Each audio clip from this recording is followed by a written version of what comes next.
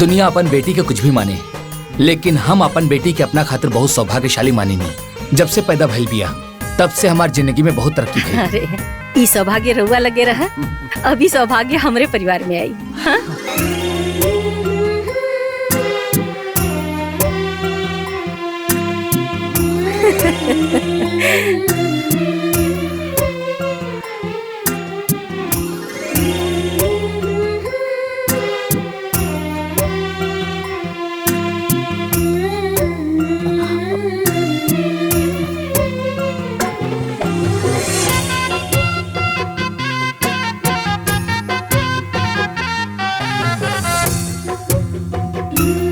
बेटी जा गोड़ लागले।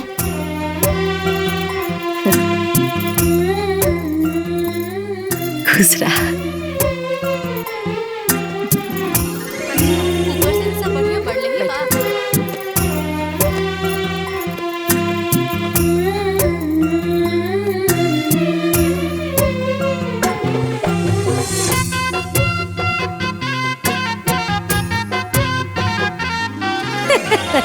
ए बिटिया खूब बढ़िया से चीन ला, हम बनी तोहर होखे वाली सास, ई बने तोहर होखे वाला पति।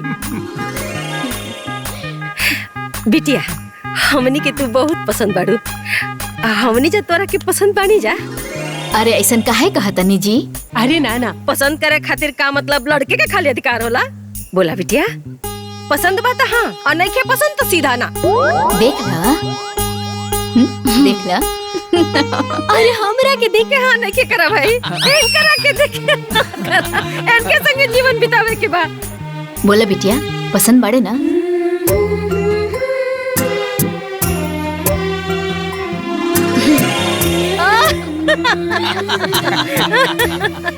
ली अब तो रउआ के संतोष हो गइल ना? हाँ संतोष हो गइल। बस अपने दोनों बेटन की वीडियो कॉल पर दिखा दी कि हम अपन छोटकी पतो पसंद कर ले बानी। ओकरे बाद कुल बात व्यवहार आगे होगी। बेटा भैया की वीडियो कॉल कर ना। हम जनते बानी बेटा बहरे रहेला लोग तो तनी इतना जल्दी में ना आ पाऊ ना, तो हम कल के रो वीडियो कॉल पर तोहनी के दिखा देम। इला माई। प्रणाम माई। खुश रहा बचवा, खुश रहा। ओनानियों के बोलावा। रुक रुक माई, हम सबके दिखाओ तनी माई, सबके दिखाओ तनी। ए ए ए ए बेजंती, अरे संतोष के शादी के दिखाओ की होता हो, जल्दी आवा, वीडियो कॉल बा माई के। ए श्रीलता, हेमलता, श्री प्रकाश, जय प्रकाश, अरे जल्दी आवा हो, माई के फोन आइल बा, जल्दी आवा। ए श्री प्रकाश, अरे जल्दी आवा हो, जल्दी। अरे आके देखा, अरे आके देखा। ए तू लोगन आवा, सब आवा, देखा आवा। अरे अम्मा जी बाड़ी ना? देखो तो ए अम्मा जी तनी कैमरा सामान मत करी। अच्छा अच्छा रुक। अरे ए देवरानी जी, अरे चेहरवा तनी ऊपर उठावा, देखा हमनी दोनों जनी तो हर जेठानी है सर। आई हो दादा बड़ा बढ़िया रूपा हो। हाँ अरे ए देवर जी, रउआ जीत गई नी जी। ए माई हमनी के तरफ से तो ओके बा। हाँ ए अम्मा जी हमनियों के देवरानी पसंद किया। दोनों करो पसंद जरूरी बा। ई हवे ई घर के सबसे बड़ बेटा जय प्रकाश, और इनकरी पत्नी है बैजंती, और ई हवन ई घर के मझला बेटा श्री प्रकाश, और इनकर पत्नी है श्रीलता। दोनों सगी बहन बाड़ी लोग, और इनकर एक एक बेटा बाड़े, चुन्नू और मुन्नू। दामाई। अच्छा भैया, ये रिश्ता हमनी के मंजूर बा।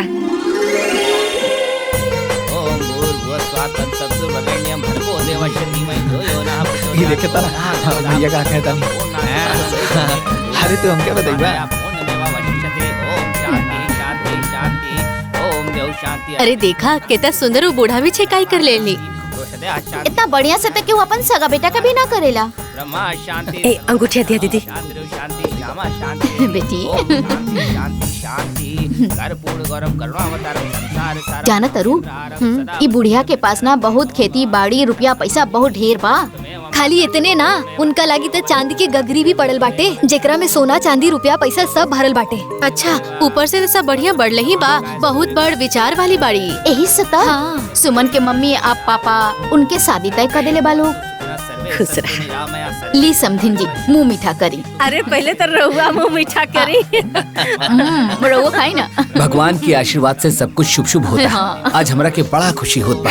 अरे सब उनकर कृपा बा और अब वही काम बीतल नहीं खे, अब वही तो काम शुरू होता।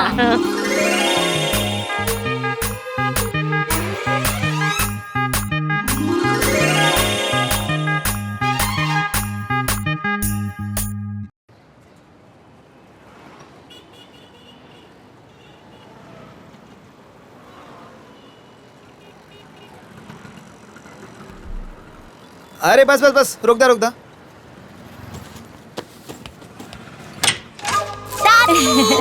आवा आवा प्रणाम दादी। आवा हमार पोता। अरे खुश रहा। अरे कहाँ बड़ू हो? अरे देखो आवा, माई माई आ गई। आवा। अरे माई अरे भैया। प्रणाम। गोड़ लगा। अरे खुश रहा खुश रहा। अरे खुश रहा। और सब ठीक बा ना? हाँ बा माई।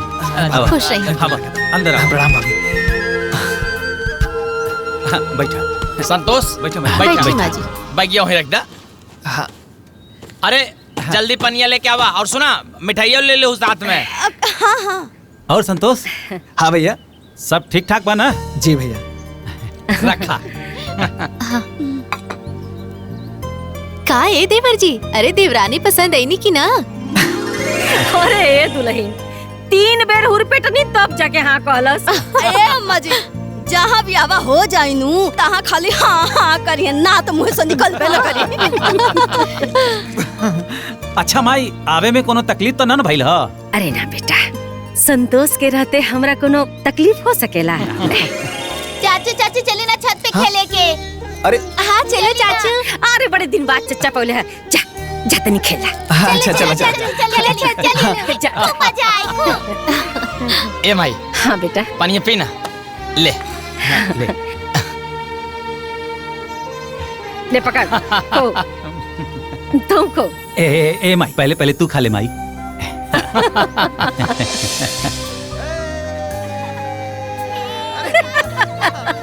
देखो देखो बहुत दिन बाद पौले लड़का के देख कैसे लड़का नियर खेला था खुद और घरों में न बचवा दिनवा भर में 10-12 बेर नाम का नाम लेत रहला। अच्छा माई ब्याहे के कौन दिन फाइनल कइले बड़े? ए बेटा आगल बनी जाना तो कुल फाइनल हो जाई। अरे माई कैसे प्लान कैले बड़ो? देखा बेटा उ का है ना कि सोचता नहीं ना कि एकर ब्याह खूब धूमधाम से कइल जाए कि देखे वाला कह कि भले सग बेटा ना बा बाकी ब्याह सग बेटा से बढ़ के कइले बाड़ी। ए बेटा लो जैसे तो लोगन का घर गृहस्थी बसा देले बानी ना वैसे हमरे जेते जिंदगी ओहो का घर गृहस्थी बस जाई हैं। सेवा कइले बा तो मेवा मिली कि ना? खूब धूमधाम से ब्याह करे के ओकर। हाँ बाकी माई तू कैसे का करबो बतावा ना। ए बेटा देखा सोचले बानी ना कि 11 थान गहना आ 51 गो साड़ी पतोहिया के बक्सा अलमारी पलंग इकुल त नया किना जे ओकरा के और रहल बात गाड़ी के तो बात का बात बा। माई एमे तो 10-12 लाख रुपया लग जाई। हाँ बेटा लौकी तो का करे के लगावल जाई। बाकी माई तू जैसे कहबू ना माई वो सब ऐसे ही हुई। बाकी एगो बात सुना ना माई। हाँ बोला ना। तू कहा कि संतोष तोहर बात सुनेला ना माई? हाँ माई उ संतोष के कह दे कि उ अपन हिस्सा के जमीन हमरे नामे लिख दे। जितना पैसा लगी ना कह दिया जाई। इतना पैसा कैसे खर्च किया जाए? अम्मा जी यह महंगाई में जनते बाड़े की पैसा कैसे आवेला और एक एक पाई जोड़ के शोहर बाजार में कैसे रहतानी हमनिए के जानतानी। हाँ ये अम्मा जी ऐजा के लोग ना सवेरे निकलेला और रात में आवेला और दिन भर ठठौला के बाद तब जाके 2 पैसा मिलेला। अरे ई का बोलता रहा सरे? करे जवन लइका अपन पूरा जीवन हमरा पर लुटा देहलस ओकरा ब्याहे में जौन हम पैसा खर्चा करतानी ओकरा एवज में हम ओकरा से जमीन लिखवाई रे। अरे हमरा में कीड़ा पड़ी रे मुहला पर थूकी दुनिया। अब माई वो कहा ना माई पैसा कोनो कागज के टुकड़ा तो हो ना केहू आदमी पर ऐसे ही लुटा दिया जाए। का कहले हा? ओ केहू बा?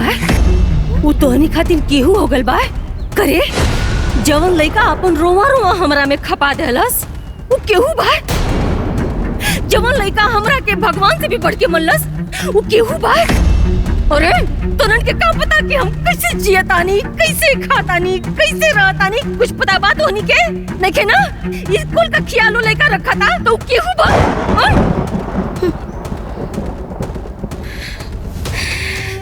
धिक्कार बात होनी के छी हमरा के तो लोगन का ये बात तनको निमन ना लगल। माई ऊ कहा कि तू माई अपना हिसाब से सोचा ताड़ू, बाकी हमने सब अपना हिसाब से सोचा नहीं ना माई। अब इतना पैसा केहू पर कैसे लुटावा जाए? बाहरे हमार बेटा पतो लोग शहर में आके तो लोगन का ममता ही मर गई रे, इंसानियत सड़ गई। अरे पैसा खातिर तोहनी का हित ना तो रिश्ता ना तो तोड़ता रे। हमरा पास भगवान का देहल बहुत संपत्ति बा बेटा, ओकर बियाह हम आन बान शान से करब और तोरा से हमरा के कुछ नहीं के चाहत। बस तुम लोगन से इतने विनती बा कि बियाहे में आ जाइए लोगन, ताकि वो बिन माँ बाप के बच्चा की ही ना लगे कि ओकर भैया भौजी स्वार्थी हो गइल बाटे। ओह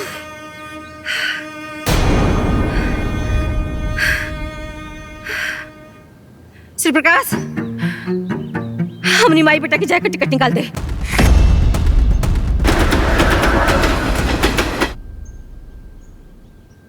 अरे बैजंती जल्दी ले आवा नाश्ता, लेट होत बा।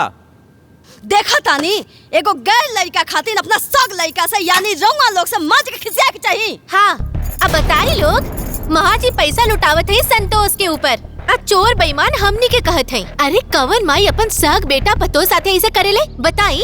अरे तने ना बियाह करनी तो लड़की देखे गनी ता हमनी के पूछनी ना तो गांव वाले की तरह वीडियो कॉल करके दिखावल जाता। भैया माई भी ना ओकरे साथे रहत ओकर स्वभाव बदल गइल बा। अरे नहीं रउआ लोगन के प्रति ना उनका के माया ममता खत्म हो गइल बा और ये बात रउआ लोग मान ली। अरे तो खत्म ना होखी, उ संतोषवा गांव में बैठ के जोतना पट्टी पढ़ावता बस ओतने माजी पढ़ता नहीं। अरे छोड़ा ना यार, हमनियों को जौन मन करे तौन कल जाए। अब इतना पैसा बेसी नहीं खे कि माई के कहले पर फेंक दिहल जाओ। ए भैया चलो हो, चलो। अरे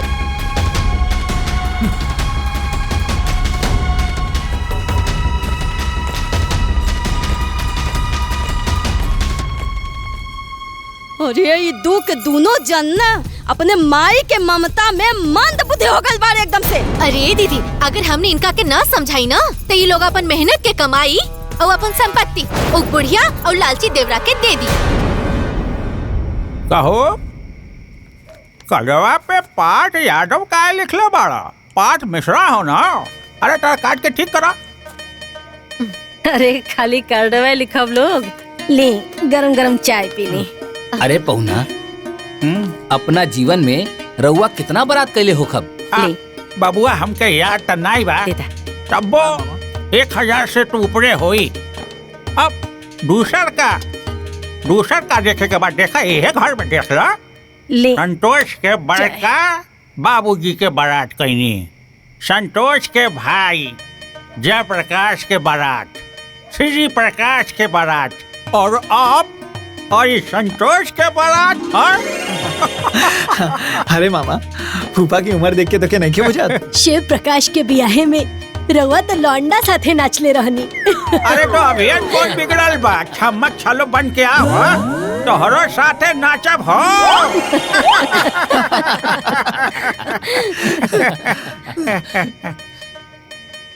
का हो संतोष? हाँ सब बिहार की तैयारी हो गई, लेकिन ये श्री प्रकाशवा और जयप्रकाशवा कहाँ रह गई है? अरे बुलावा फोन करके, सब कहाँ घूमत हुए हैं? खुद पता चल जाएगा। हाँ बोला 10,000 मुसीबत में फंसे, तो उसी सिलसिले में आपकी मदद चाहिए। मैं चाहता हूँ कि आप उस लड़के। हाँ बोला संतोष। हेलो सब लोग आ गए ला भैया। अच्छा अच्छा अब बतावा, अब फूफा के इतना ना बुझात कि हमार भाई लोग ना आई हैं तो गुड़हत्थन के करी। भाभी लोग ना आई हैं तो परछावन के करी। अब तो ही लोग ही बता दा कि कब अवतारा। अब देखा ना संतोष, अब वो सब समय पर आ गई बाड़े तो हमनियों के अपन समय पर आ जाई। ठीक बा ना? ठीक बा। हाँ प्रणाम। खुश रहा। जाई गुरहथी करे के होई, जोड़ा जमा सिया गइल होई, आए तने ना स्पेशल कार्ड लागल होई रंगवा सबके ले जाए खातिर फसुर लोग के। अरे बाप रे बाप, ए दीदी सुन ली वो दिन बुढ़िया के बात कैसन कहत रहल हिया। अरे ओकर मुंह बा हमने से परछावन करावे के लायक। मम्मी गाँव में चाचा चाची के ब्याह में। चुपचाप खाना खा, क्यों कतन जाए, न इतना समय बा न पैसा बा फालतू बर्बाद करे के।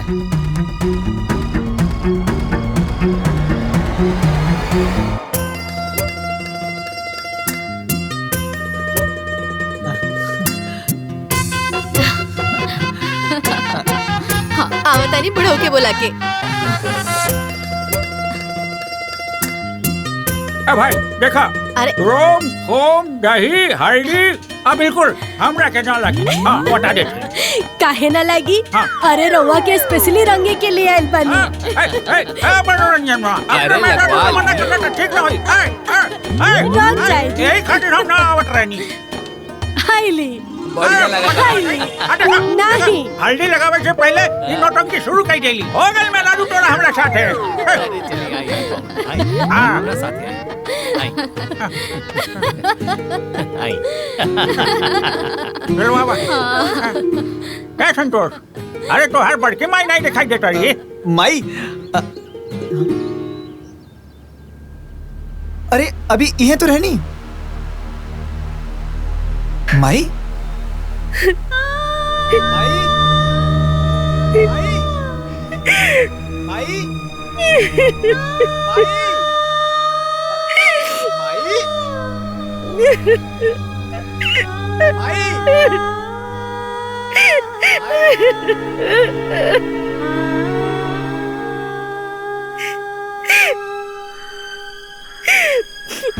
माई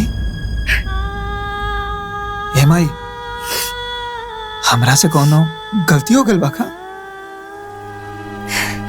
नहीं रे बेटा, तोरा से तो कोनो गलती हुई है नहीं की सकत। तोरा की बहुत बुरा लगत हुई ना कि ब्याह में तार भैया भौजी नहीं खिया पावत।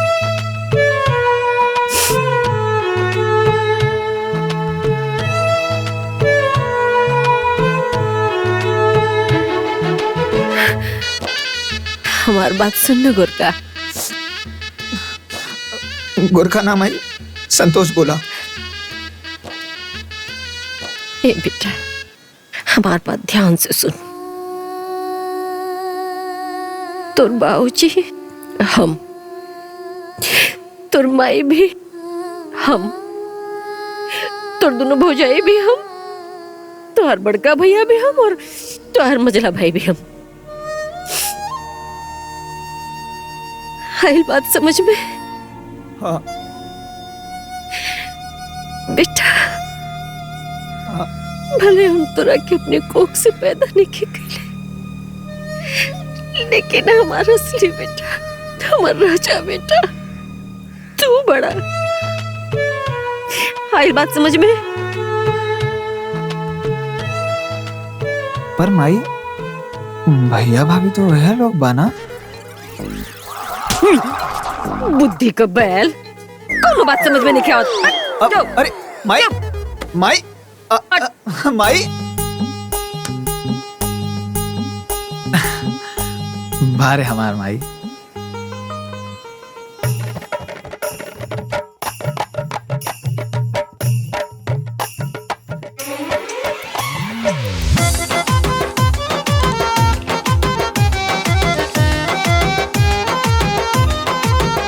पियर पियर हरदिया चढ़न लागे, पियर पियर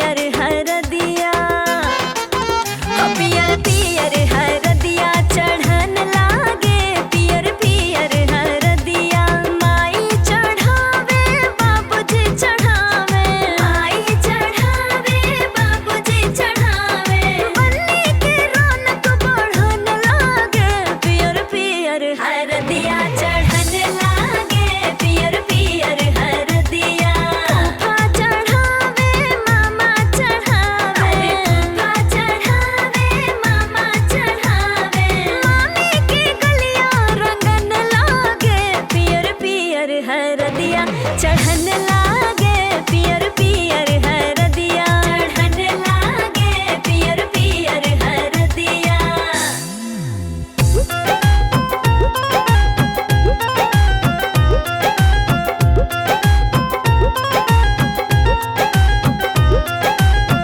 ऊंचे ऊंचे मोड़वा छवई हाय बाबा ऊंच होई नौआ तोहार जी ऊंचे ऊंचे मोड़वा छवई हाय बाबा ऊंच होई नौआ तोहार जी अरे हरियर बांस लगवई हाय बाबा देखी है गौआ जवार जी हरियर बांस लगवई हाय बाबा देखी है गौआ जवार जी ऊंचे ऊंचे मोड़वा छवई हाय फूफा ऊंच होई नौआ तोहार जी ऊंचे ऊंचे मोड़वा छवई हाय मामा ऊंच होई नौआ तोहार जी अरे हरियर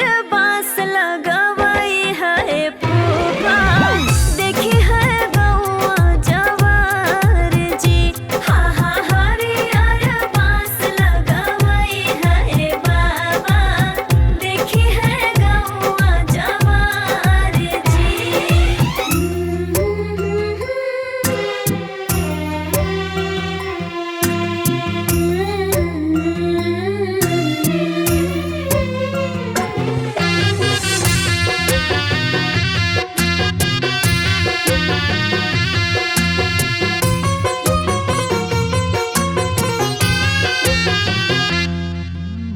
अंगना में रोवेली दुलारी बेटी दुअरा बाजे ना बाजा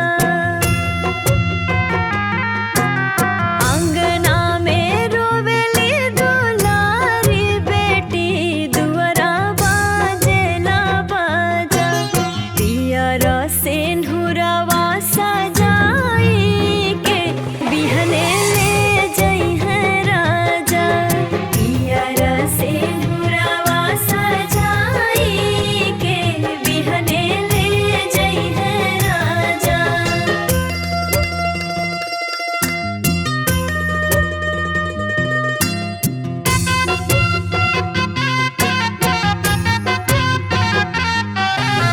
बजर के छतिया माई बनाई करी है विदाई हो बाबूजी के अखिया के पुतरी बिटिया हुई है पराई हो ससुरा में सुगनी बैठाई के बंद होई दरवाजा पियर सिंदूरवा सजाई के बिहने ले जई है राजा पियर सिंदूरवा सजाई के बिहने ले जई है राजा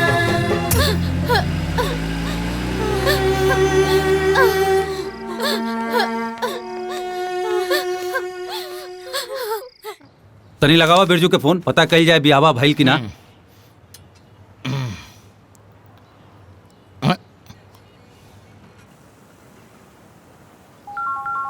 अचानक के कर फोन आ गई।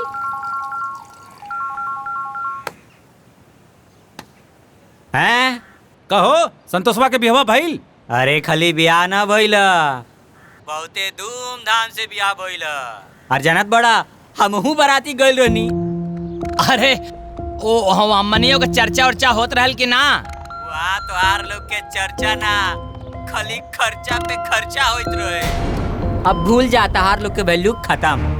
अरे हमरा तो ई लागत रहे कि तू लोगन पार्वती चाची के बेटा ना हवा। अरे जानत बड़ा असली बेटा तो संतोषवा लागत रहे। अच्छा चला चला रखा। सही बात बोलला पे ना सबके बुरा लागेला। चला चला ज्यादा ज्ञान मत दा। हाय लपिया। हाँ सुन लेनी राउर लोग के कौनो वैल्यू नहीं खे। अरे वो बुढ़िया यानी राउर लोग के माई तक कुकुरों से नीचे रखता रहूंगा लोग के। अरे तो यार हमनी के वहाँ गईबे ना कहीं तक कहाँ से ही कुल। अरे तो रउआ लोग ना जाए के सपनवो ना देखी, काहे कि ना आपके माई के मत्ती मारल गइल बा, मत्ती मारल गइल बा। मम्मी मम्मी हमार पेंसिल नहीं क्या मिलत।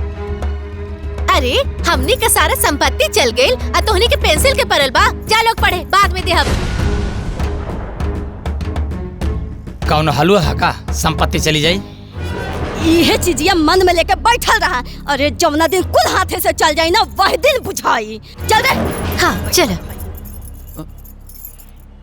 चाय पी है। चवा ला पिया चाय, चाय पी। ए गोरका। गोरका ना माई, संतोष बोलल करा। अरे वो है रे, दुल्हिया कहाँ बिया? अरे वो हाँ वो तेल गरम करत तारी, वो अजवाइन और लहसुन डाल के। आज वह तेल तोहर गुड़ में मलाई और तोहर सारा दर्द ठीक हो जाए। अच्छा माई, हम तोहरा से कितना कहली कि हमरा के संतोष बोलल करा, तू कब्बो ना बोललू। खाली माई से झगड़ा करला, झूठा। अरे एक का पुरनका चादर कहे बिछावतानी, नौका बिछा देना जौन हमरा नैहर से आइल बा। अरे ना ना, हमारी है ठीक बा। जब भी फाटी ना तब न काहे बिछैया लो, हमारी है ठीक बा। अच्छा अम्मा जी, रवा सूती ना, रवा गोड़ में तेल लगा देतनी, रवा गोड़ के सारा दर्द ठीक हो जाई। हमार दर्द लोगन बाद में ठीक करिया, पहले है नया हमार बात सुना। ए तू बैठ। अरे मेरे भाई, ए तू बैठ, बात सुन। देखा बिटिया, हमारे खानदान में ना ब्याह के बाद गंगा मैया के करहिया चढ़ावल जाला, हैं? खोइछा भरल जाला। अब तक कहीं ना, कब चले के बा? एक काल चलल जाओ। अब हाँ कहे ना। तो एक काम कर बेटा, तू ना कल गाड़ी बुला ले, गाड़ी से चले के। हाँ, जी माई। कहा घूमे चले के?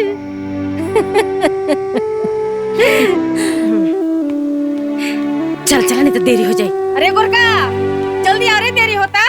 चल चल चल आवता नहीं माई। बैठा बैठा। ए गोरका, अरे सैतिया बीत जाई, चल रे। हाँ माई। गोरखा नहीं माई, संतोष बोलल करा। चल चल, क्या बढ़िया बनकर। रुका पहले दरवाजा बंद करी। ये होगा। आओ। हाँ ये। हाँ। धर जल्दी धर। रख दे ली। सैतिया बीतल जाता। जल्दी जल्दी बैठ बैठ। चल चल चल चल भैया। ये लोग कहाँ निकल गए?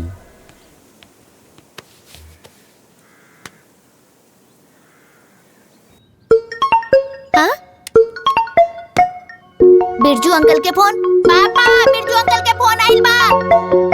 अरे रुका। पापा बिरजू अंकल के फोन बा। पापा बिरजू अंकल के फोन आइल बा। पापा पापा बिरजू अंकल के फोन आइल बा। अरे तो फोन उठाओ, स्पीकर पर कर। का हो बिरजू? हरी तोहार माई अपना सगा बेटा और पतो के लेके कहीं गइल बानी। का मतलब? अब का मतलब ये हम कैसे बता सकता नहीं? देखा हम देखनी हा तो सोचनी हा कि तू लोग के बता दी, ताकि तू लोग सतर्क हो जा। तू लोग खुदे पता कैला, बुझला ना? हाँ ठीक है, रखा तानी। अरे का मतलब बाना, हम बतावत है। गइल हुई अपना जमीन ओकरा नामे करे। अब दोनों जनी बैठ के घरे में झाल बजावा झाल। आ जोन भिखमंगा रहल ना राजा बन गई, आ जे राजा रही वो भिखमंगा हो जाई, हाथ में कटोरा आ जाई कटोरा। अब ओकरा बादे वर वाला घर तर आ घर वाला बर्तन। इतना आसान बा? बर वाला घर तर, घर वाला बर्तर। अब सही तो कह रहल बा। अरे औरो कोनो काम से तो लोग बाहर जा सकेला। जा जाके नाश्ता लगावा ना, भूख लागल बा।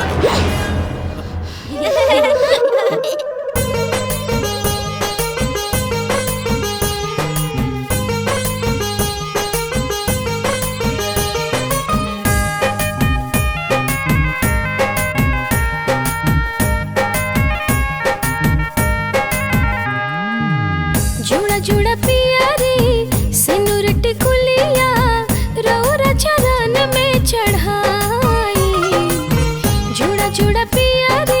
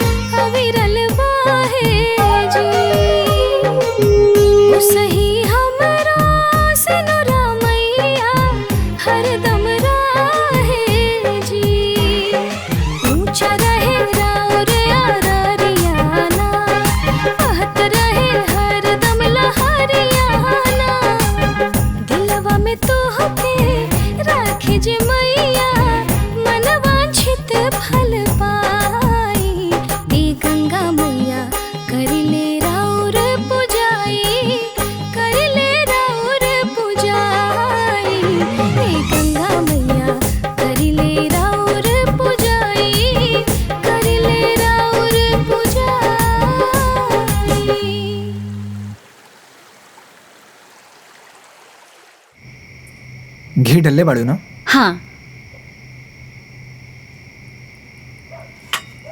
अब अम्मा जी दूध अभी लिया दे कि खाना खैला के बाद पिए? बाद में पिए। अच्छा। ए तुम खो। अरे माई तू खा ला, हम बाद में खा ले। अच्छा दुल्हन। हाँ ये का खाना लगावा था। अच्छा आओ। सुना अचार मत दिया करा के, अचारे का बड़ा शौकीन लड़का बाई। अच्छा ठीक बा। हाथ धोआ।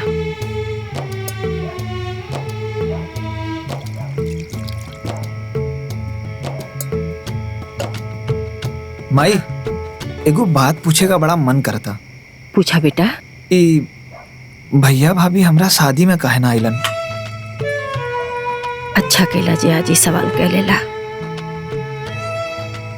तोरे ब्याह के दरमियान तू इतना खुश रहला ना बेटा कि हम ये बात तोरा के बता नहीं बोली, बाकी अब बतावल जरूरी बा।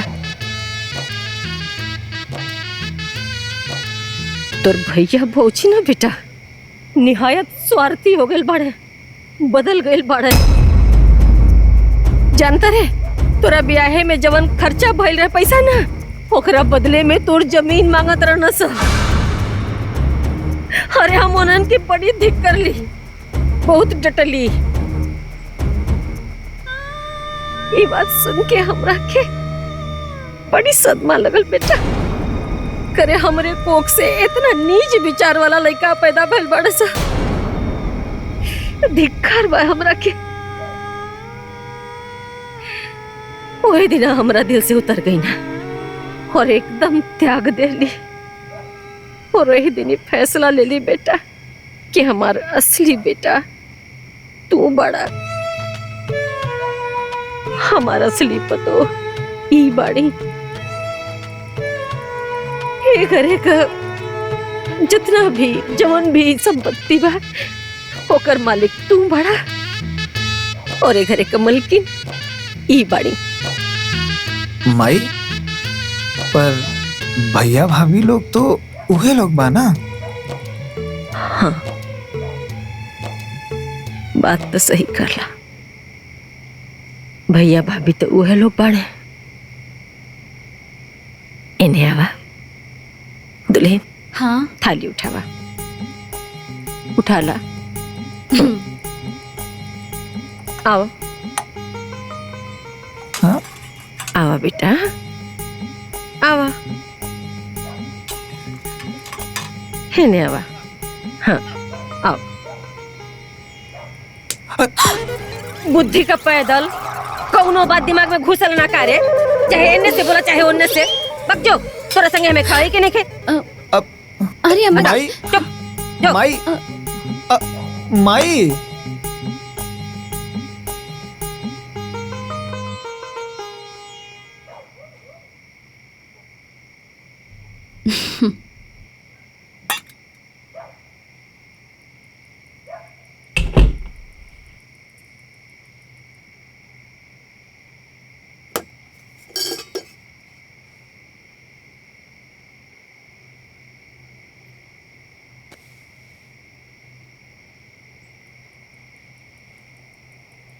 ए जी। हाँ बोला। अब रवा से हम कुछ कहल चाहता नहीं। बतावा। अब अम्मा जी भैया जी और भाभी लोग से बहुते नाराज लागता नहीं। हाँ ये से तो ऐसे बोलत रहनी, बाकी 2 दिन में सब गुस्सा खत्म हो जाए। हम माई के जाना था नहीं, यही से तू माई के गुस्सा से कंफ्यूज मत होगा। बाकी भैया लोग का हमरा पे बहुत एहसान बा। तू हमेशा भैया लोग के इज्जत रखिया। इहो कोनो कहे वाला बात बा? रउआ हमरा तरफ से एकदम निश्चिंत रहब। पर एक और बात बा। का? इहो कहे के पड़ी।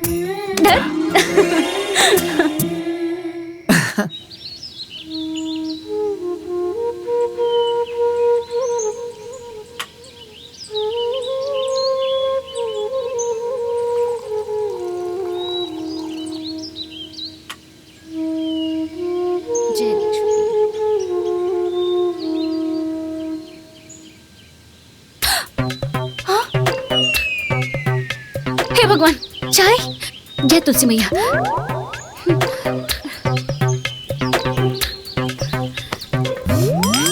अम्मा जी कहाँ बानी? चाय बन गइल बा। कहाँ बानी? अरे ई अम्मा जी दिखाई नहीं दे। दरवाजा भी बंद बा। अभी ले सूतल बनी का? अम्मा जी, अम्मा जी, अम्मा जी। अरे अम्मा जी 8 बज गए, अभी तक सूतल बनी रहुआ। उठी ना अम्मा जी, उठी ना अम्मा जी, उठी ना। ए अम्मा जी, अम्मा जी।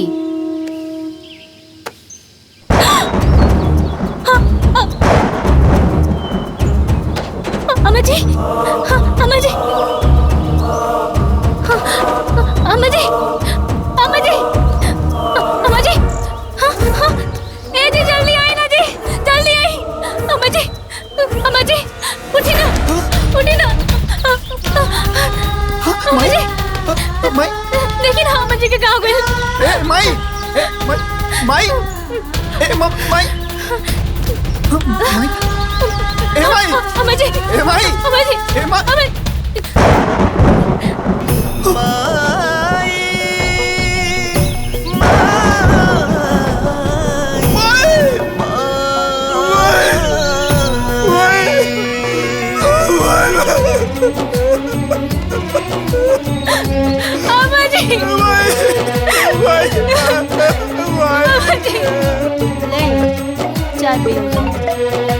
उठाई मत एकदम, रखे फोन।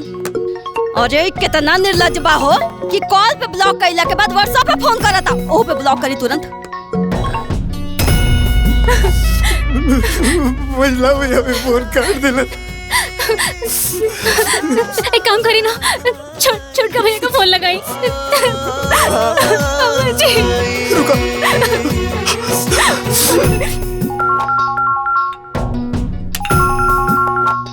अरे हमरे पे व्हाट्सएप कॉल करता। रंगो ब्लॉक करी तुरंत।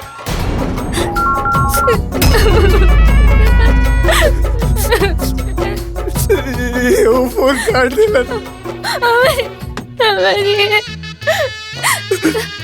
एक काम करी, छोटकी दीदी को फोन लगाई, लगाई ना। अम्मा जी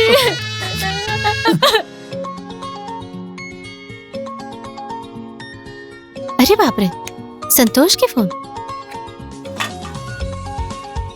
ए दीदी, हाय देखो तोर फोन पर संतोष के फोन आवता। पहले इनका काटा, इनका हम इलाज करता नहीं। ए ला हो गई ब्लॉक, करे फोन अब।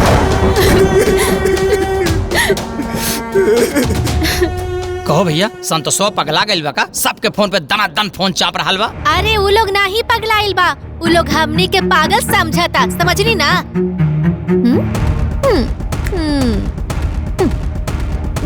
अरे रउआ सबके माई और उनका सहोदर बेटा दोनों मिल के जरूर कोनो प्लानिंग कइले बारे, आ उहे खबर देवे के होई गुड न्यूज अपना भाई लोगन के। एही से उ दनादन फोन पे फोन करता। ए दीदी, हमरा फोन पे फोन आवे ओकरा पहले ही ब्लॉक कर देता। ठीक कैली है। चला सब लोग ब्लॉक कर देला ना। हाँ बहुत बढ़िया। शांति वनस्पति शांति विश्वदेवा शांति ब्रह्मा शांति सर्वलम शांति शांति शांति रामा शांति देवी ओम शांति शांति शांति। अरे इतना बिरजू के वीडियो कॉल आवता हो। उठावा। अब 2 मिनट रुका भैया, तो टिकट बुक कर दे। का हो बिरजू? का हो संतोषवा तोहरा के फोन कैले रहला हा? अरे मर्दबा, तू कौने आदमी के बात करत बड़ा हो? अरे ओकरा से तो नफरत हो गइल बा हमनी के, नफरत। अरे आवत रहल फोन उनकर हमनी के मोबाइल पे, ब्लॉक कर दिहल गई। अरे ब्लॉक काहे मार देहला? जानत बड़ा तोहार माई मर गई। हाँ देखा।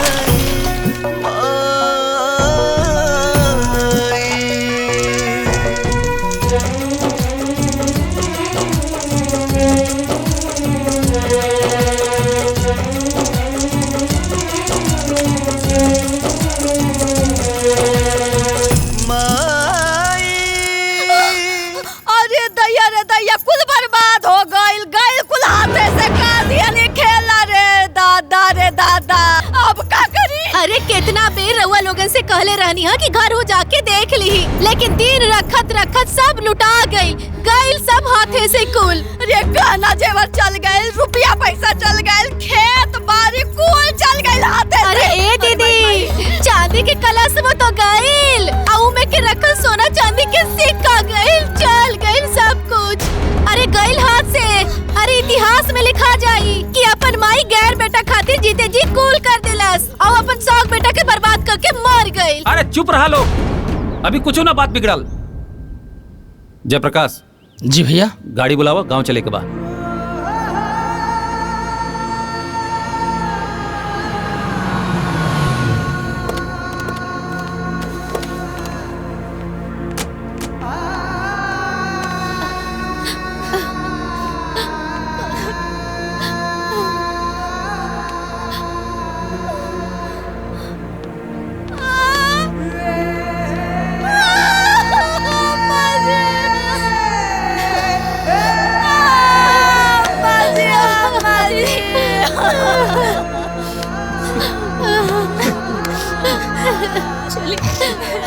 ए बेटा, होनी के टाल सकेला, जोन होए कर रहल हो गई, चुप हो जा। हर बेटा के माँ बाप एक दिन छोड़ के चल जाले, इतना उदास नहीं क्यों हो के, चुप हो जा बेटा। अचानक से सब घटना कैसे हो गई संतोष? हमरा खुदे समझ में नहीं आवत भैया। माई एकदम ठीक रहनी, ना दवा चलत रहे, बुआ जी, ना तबीयत खराब रहे और ना कोनो दर्द तकलीफ रहे, एकदम अच्छा से बात करत रही। पता नहीं ऐसा अचानक से का हो गई, हम हरदम माई के लगे रहत रहनी। बस वो दिन हमरा से नाराज होकर गई नहीं, हमेशा हमेशा खातिर हमरा से दूर हो गई नहीं।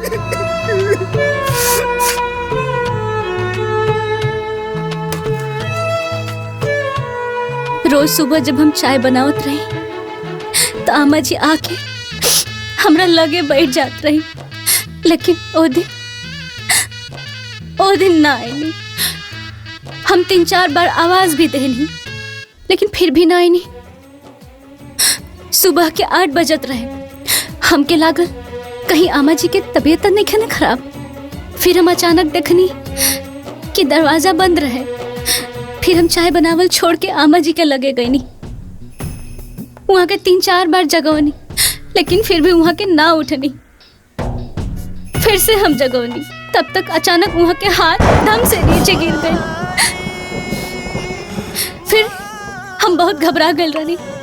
फिर हम यहाँ के आवाज देनी, यहाँ के आईनी, आमा जी के हाथ पैर के छू के देखनी। तब तक पता चला कि आमा जी हमने के बीच ना रहनी। अरे आमा जी कैसे छोड़ के चली गई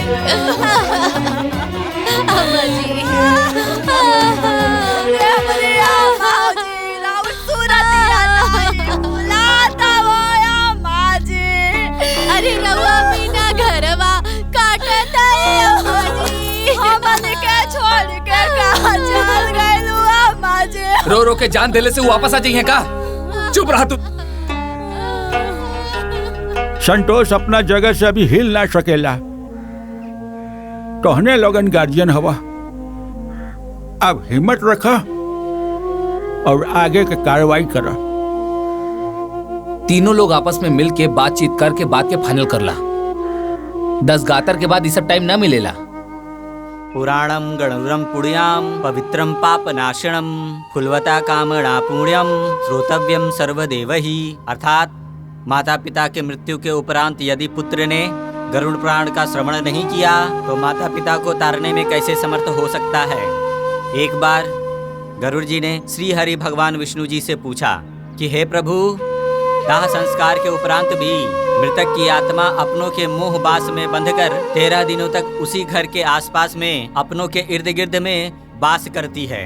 चूंकि वो आत्मा इतनी सूक्ष्म होती है कि किसी को दिखाई नहीं देती। हर पुत्र का यह धर्म होता है कि माता पिता के मृत्यु के उपरांत गरुड़ पुराण श्रवण करे, ताकि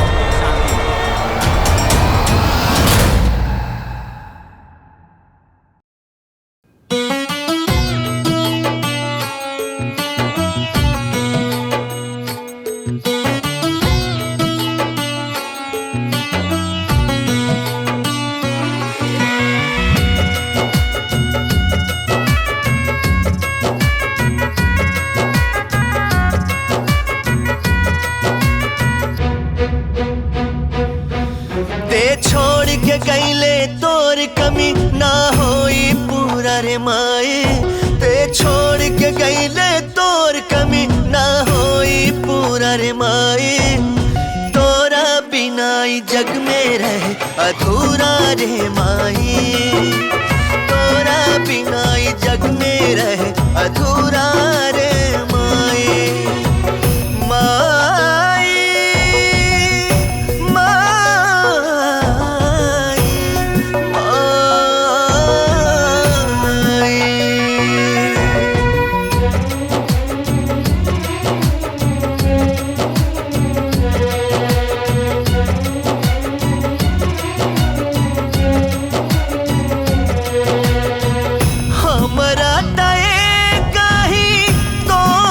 आधार रहे अब सब छूटल रे हो हमरा सर से तोर ममता के साया उठल रे हो जग छोड़ के गईले तोर कमी ना होई पूरा रे माए तोरा बिना ई जग में रहे अधूरा रे माही तोरा बिना ई जग में रहे अधूरा रे माही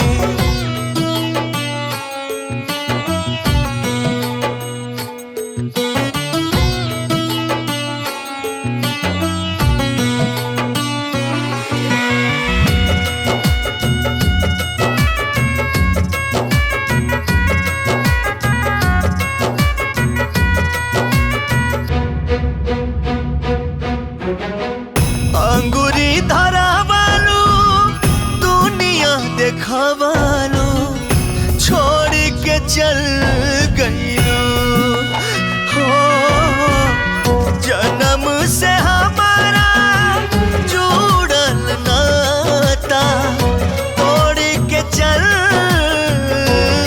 गईलू मुंह मोड़ के गईलू तोर कमी ना होई पूरा रे माए तोरा बिना ई जग में रहे अधूरा रे माई तोरा बिना ई जग में रहे अधूरा रे माई माई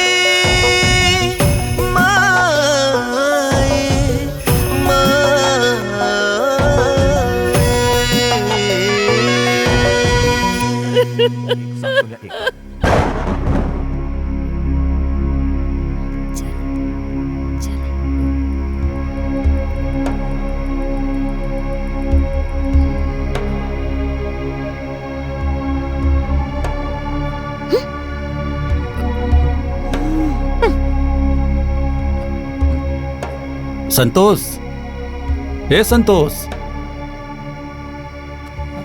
हाँ भैया। बाबू, अब माई के अंतिम समय में हमनी के रहनी जाना। अब अगर माई के कोनो अंतिम इच्छा रहल होके तो बतावा ना। माई हमरा से भी कुछ ना कह पाऊनी।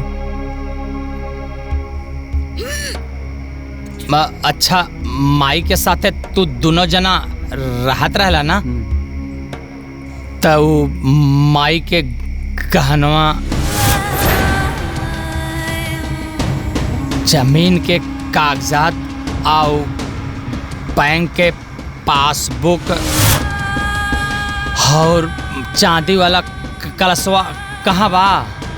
का भैया, ये सब बात करे के यह उचित समय बा का? बाकी जानल जरूरी बा ना हो। हाँ तो जान जाई बानू, काहे घबराता रहा? कहाँ ले रवा लोग के आमा जी के बढ़िया से श्राद्ध करे के बारे में चर्चा करे के चाहिए, बढ़िया से उत्तम कांड करे के बारे में बात करती, लेकिन रवा लोग आवते ही धन दौलत जमीन जायदाद के बारे में बात करे लगनी। दुल्हनिया ठीक कहतिया, अभी इस सब के बात करे के का जरूरत बा? अरे श्री प्रकाश, ये सब तू का बात कर रहल बड़ा? अरे वो सब कहीं भागल जाता का?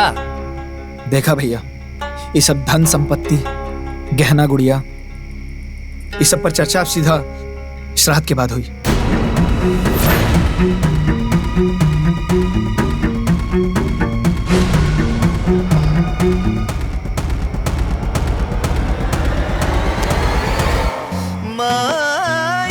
अरे हमार गोरका पहली बार इतना अच्छा बात बोले, नजर ना लगी।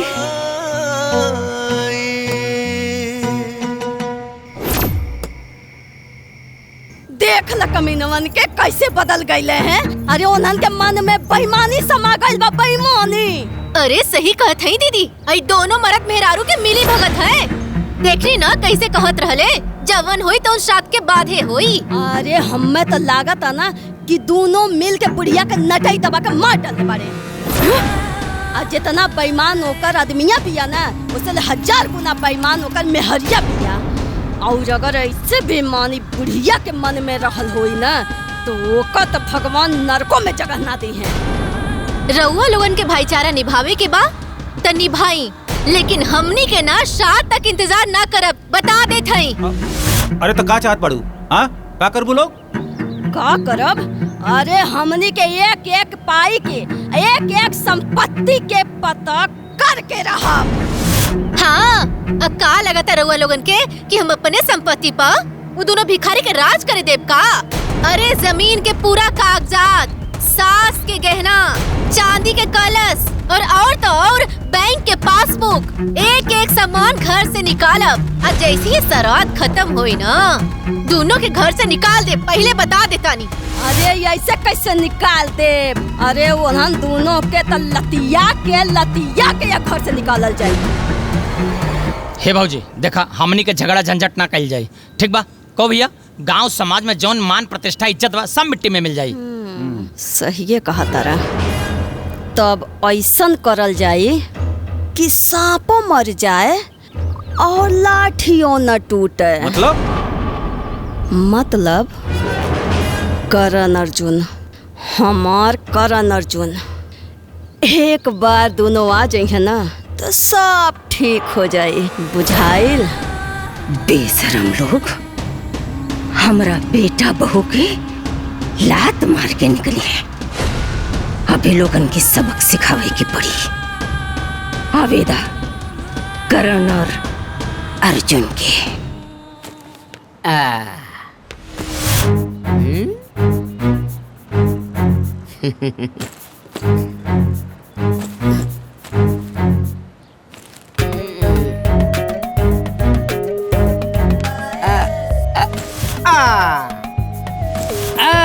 मोटे। हाँ भाई छोटू, चाहे केहू आई चाहे केहू जाई, खजाना के पता हमन ये लगाई। जिंदगी भर बुढ़िया कटले चानी और हमनी के बहन के कोयल बेईमानी। बतावा हो, ए पापियन के हम अपना हाथे बनौने खियौनी, अब हम ही बेईमान हो गइली हन खातिर। बाप रे मर गई रे बाप।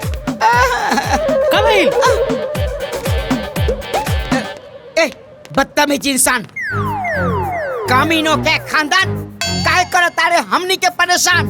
हल्फा मचा दे, गर्दा उड़ा दे, ऐसा घुसा मारा कि धरती धरा दे। ए छोटान, ज्यादा बोला मत, न तो उठा के फेंकब तो गिरबा गांव के बोरी, ठीक ना? हमनी के लाठी कब्बर नहीं हजा हैं? ज्यादा भैया, चला चला चला। छोटू, बाकी लोगन के बाती पर ध्यान मत दे, सीधे खजाना पर ध्यान दे। मुटका तो समझदार हो गइल बा। छोटू, खोजे के बाद खजाना और वो दोनों जाने के देवे के बाद सजा। पर जीजा जी के बनावे के बाद राजा। ओ, पेट हाथी के अमू बाछी के। अरे मार मार मार, अरे बाप रे बाप, डंडा मार के कर दिया बखेड़ा रे। अरे पिछवाड़े के चमड़ू धेड़ा रे। अरे तेरी माई की जगह तेरे बहन की हाँ कर। काय मले कदा, चल चल चल चल चल, काय मले तेरी बहन की, तेरी माई की, काय मले रे, काय मले रे। खेला होता खेला होता खेला होता, खेला होता खेला होता खेला होता, खेला होता खेला होता बड़का खेला, खेला होता खेला होता बड़का खेला।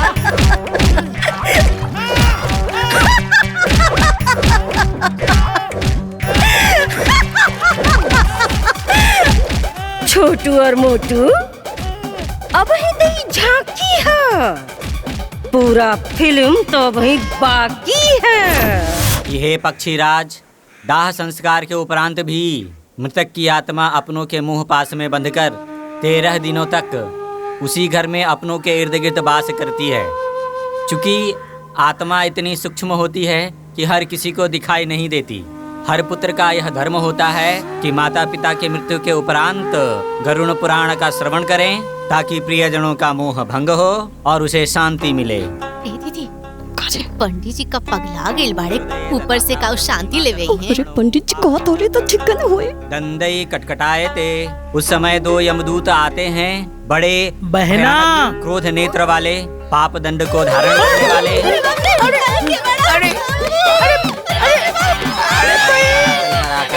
बहना हम मुटका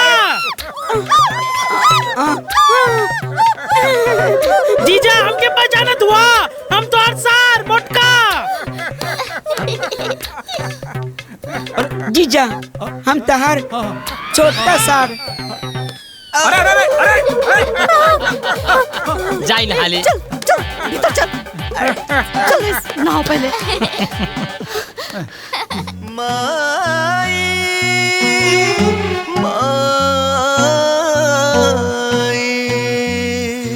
संतोषवा तो हमने से बेईमानी को दिलिस भाई। तार भाई तो कंगाल हो गइल बा। अब बहिन तक कंगाल भइले भइल, साथे साथे तो हर जीजा लोग भी भिखमंगा हो गइल बाड़े। सरहू के छोड़ल ना जाई, कौनो साजिश रचे के पड़ी। ये दोनों नाग नागिन बन के सारी संपत्ति पे फन फैलाकर बैठल बाड़े। ओ मेरी बहना सुन मेरा कहना, भले ही बहुत लात खाए हैं, बाकी बड़े बड़े लफड़े सल्टाए हैं। अरे खजाना के ठिकाना बतावा और समस्या से निजात पावा। जल्दी आवा जल्दी।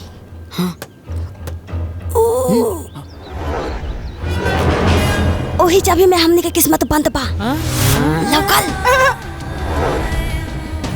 अच्छा अब समझ में आयल कि इन्हन बेईमान का नजर कहाँ बा। सगरो खजाना बा संदूक में, आ संदूक में बा ताला, आ ओही ताला के चाबी बा हाउ टंगल बा। ओ बहना बता तू कहाँ बा वो संदूक। देखा वो बा चाबी है वो संदूक। बहना सुन मेरा कहना, होके दे रात तब बनी कोनो बार। अच्छा इससे बीती श्राद्ध वैसे होई इलाज। इलाज करी है हमरा बेटा पतोह का इलाज करी है, ओकरा पहले तोहनी का इलाज हम करो।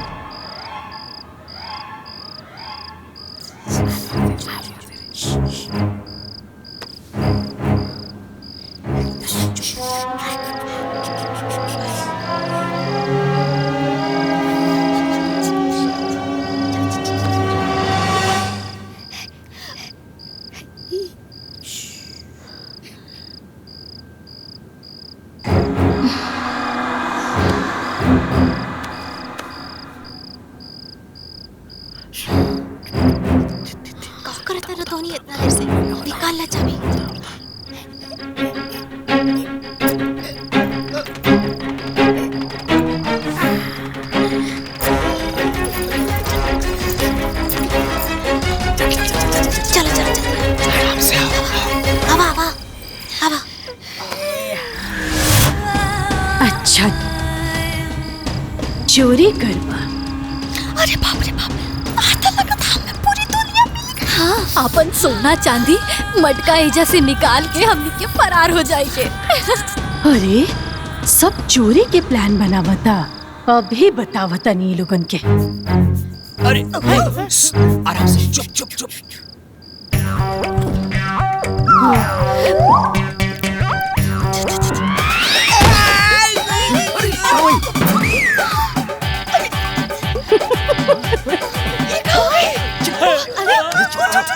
चाबी, अरे चबिया कहाँ गई?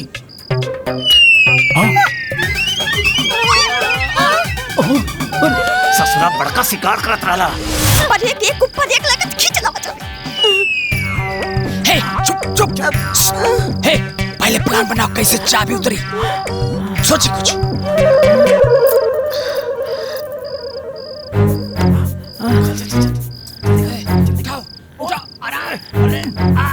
अरे आराम से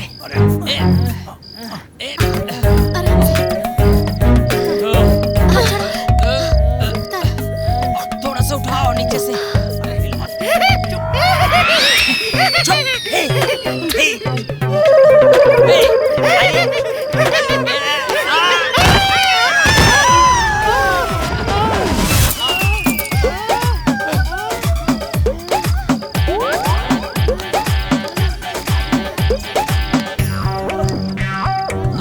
मिल गया मिल गया। एकदम चुपचाप रहिए, चुपचाप। जलावा जलावा।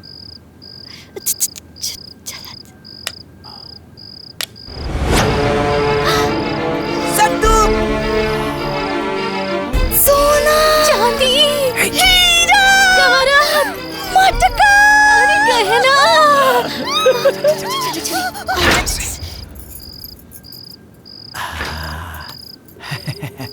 सास बहू और साजिश, सास बहू और साजिश, सास बहू और साजिश। कुछ नहीं।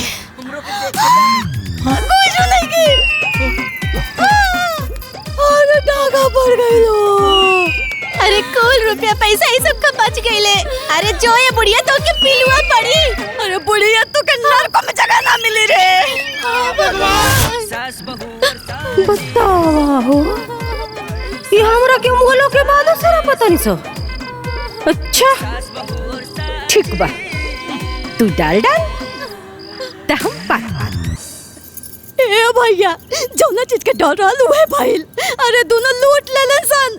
अब का हमने बैठ के झुनझुना बजाई झुनझुना। अब बताई साले जी, लूटल इतना आसान बाका आए? गांव जवार नहीं खे, थाना पुलिस नहीं खे, अरे केकरा नहीं खे पता कि पार्वती देवी के हमनियों के लइका बनी जा। हाय भाई, कहीं थाना पुलिस और गांव जवार के अपने में मिला लस तो का करबर हुआ लोग। सर जी जैसे के तैसा बोटी बोटी काट के एजा हमनी सब गाड़ दे, सारवा होगी संपत्ति के सुख। ए भैया हमनी के सास तो हमनी के कंगाल कर देलस, बर्बाद कर देलस। अरे वो लूटरवन लूट के चल गइले। हमनी के तो जीवन अंधकार में हो गइले ओ भैया। ए बहना, अपन भाई के करामाती खोपड़ी पर भरोसा रखा, फिर खजाना के स्वाद चखा। ऊ चाहे पातालों में होई, हम ओके कोड़ के निकालब। अगर आसमान में भी हुई ओकरा के फोड़ के निकालब। दीदी चली आई, चली आई, आई आई आई। दीदी दीदी दीदी जल्दी बाहर आई। दीदी जल्दी बाहर आई। हाँ। का भेलो? दीदी लागत है रात में घर में कुछ गड़बड़ भइल बा। हाँ। का गड़बड़ भइल बा हो? रवा लोग आई हमरा साथे, हम दिखाओ तनी। अब हम देखा तानी नू, आखिर गड़बड़ का भइल बा। हनु चला चला चला। हाँ चलो आई सब। आवा लोगन, हमरा पीछे पीछे आवा। ये देखी कमरा में तो ताला लागल रहे और ताला के चाबी तो हम अपना कमरा में रखले रही, फिर वो यहाँ कैसे आ गई और एकर ताला कैसे खुल गई? होय देखी अम्मा जी के संदूक भी खुलल बा। हम कहा तानी ना एक घर में रात में जरूर कोनो चोर आइल रहे। चोर आइल रहे? हाँ। देखी देखी देखी तीका जे चोरौले हो का गोड़ टूट जाओ। छोटकी दीदी, अब आए जो चाबी उठल, दरवाजा खुलल, संदूक खुलल, लागता कि दाल में कुछ काला बा। माता जी के वो कुल संपत्ति लुटा गई, जेकर चारों तरफ हल्ला बा। अरे छोटू भैया, ना कुछ काला बा ना कुछ पीला बा, इस सब झूठो के लीला बा। मतलब ये है कि आमा जी के कोनो सामाने में रवे ना कल। ए छोटकी दीदी, तू तो कह देलू सब टेंशन आसान। आखिर कहाँ बा माता जी के वो कुल कीमती सामान? अच्छा वो कलसी, अच्छा वो माँ जी के सब गहना,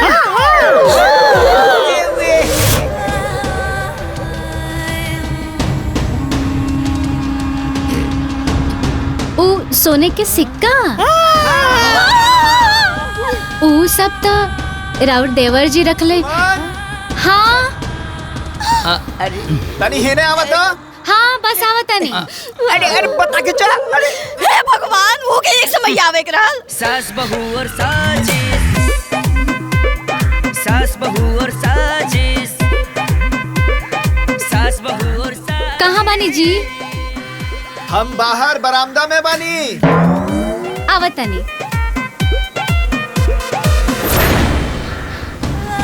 एक नंबर के बेईमान उ बुढ़िया बिया आ 2 नंबर के बेईमान उ संतोषवा बिया आ इतने ना 3 नंबर के बेईमान उ संतोषवा के मेहरियो बिया। बाप रे बाप, करोड़ के संपत्ति लूट के बैठ गए बाड़े। बाकी ये लोग का, अरे वो मरल की बुढ़िया भी ना पूरा संपत्ति हमनी के नजर से बचा ना पाई, देख लिया। मुआला से पहले अम्मा जी मुआला के बाद बुढ़िया ऐसा न होला का? अब का होई साले साहब, अब कैसे होई?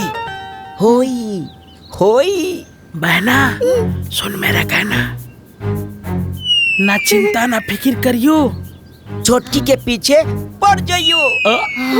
अब करे के बाजुबे खेल। अब होई वो दोनों के प्लानिंग फेल। गरीब माहौल तोहनी की जीना, निकाल दे तोहनी के पसीना।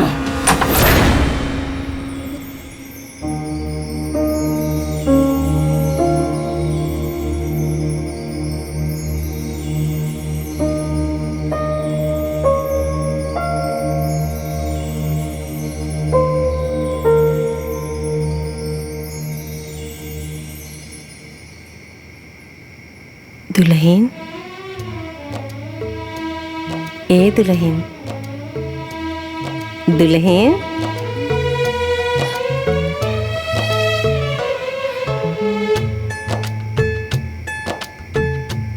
इतना अम्मा जी की आवाज है। हम तोरा से कुछ कह चाहता नहीं दुल्हन।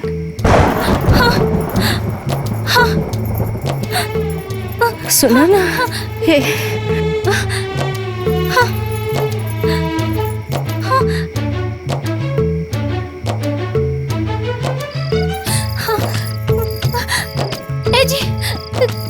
जी उठे ना। कहा भाई? हम अम्मा जी की आवाज सुननी है। हम क्या ऐसा लागल है कि अम्मा जी हमके बुलावत तानी।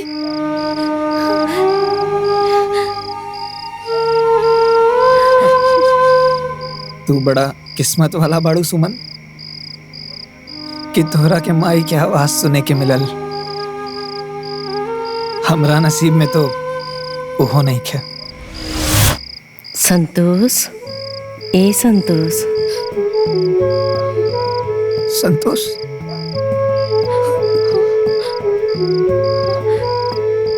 संतोष, माई, माई तुम हमरा के संतोष बोल लू? माई हमरा के संतोष बोल ली, हमरा के संतोष बोल ली सुमन, हमरा के ए माई, हमरा के गोरखा बोला ना माई, एक बार हमरा के गोरखा बोला ना माई, बोला ना माई।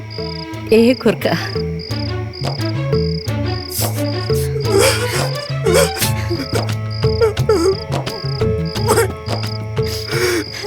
हमरा के गोरखा बोल ली। हम तोरा से कुछ बतावल चाहता नहीं बेटा। बतावा ना माई, का बोले के चाहता रू? ए घर में ना तू लोगन के खिलाफ षड्यंत्र रचल जाता बेटा। हमार बात ध्यान से सुना बेटा। बेटा ओ लोगन के फूटी कौड़ी भी देवे के जरूरत नहीं के।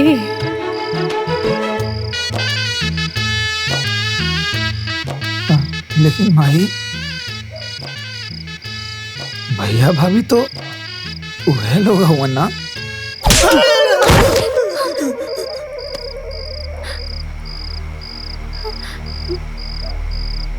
अरे भोला दास,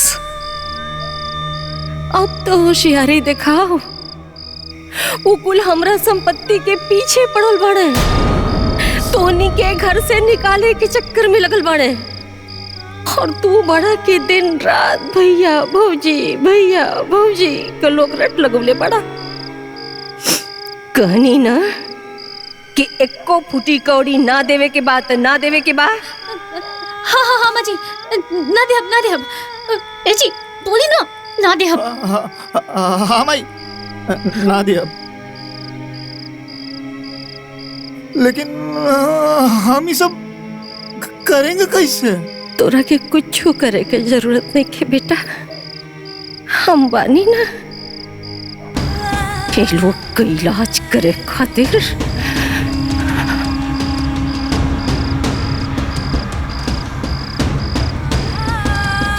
ठीक बा माई।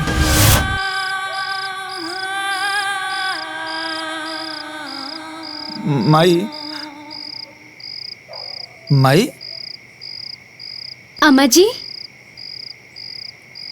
लागता अम्मा जी चल गई नी। ए जी ज्यादा चोट तो ना लागल?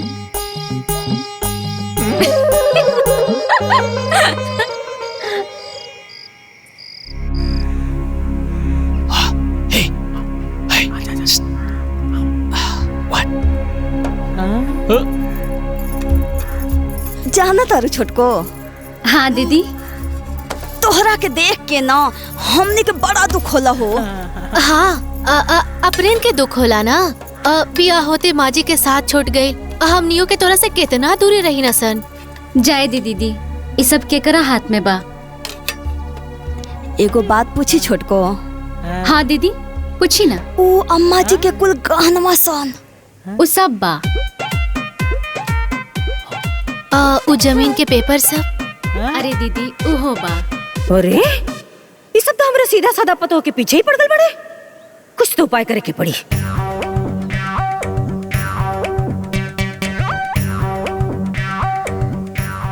ए बहन, उ सोने का टिक्का और मोतियों के माला?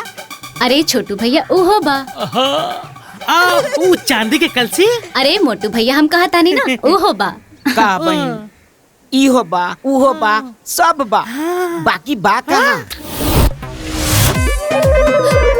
अरे दीदी कहाँ हुए? दीदी दीदी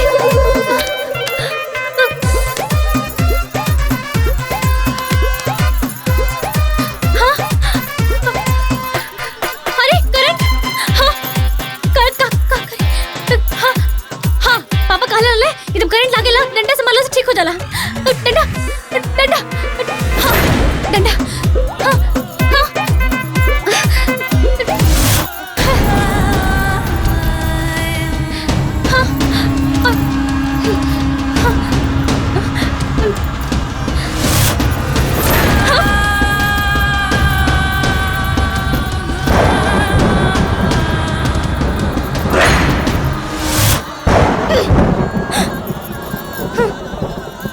सास बहू और साजिश, सास बहू और साजिश, सास बहू और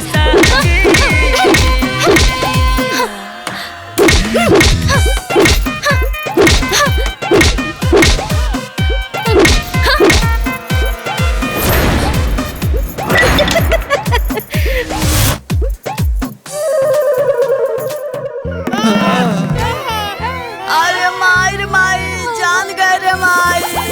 अरे कुल दहिया का नसीहत तोड़ डाले बारे माई। अरे गतर दुखा तारे दादा।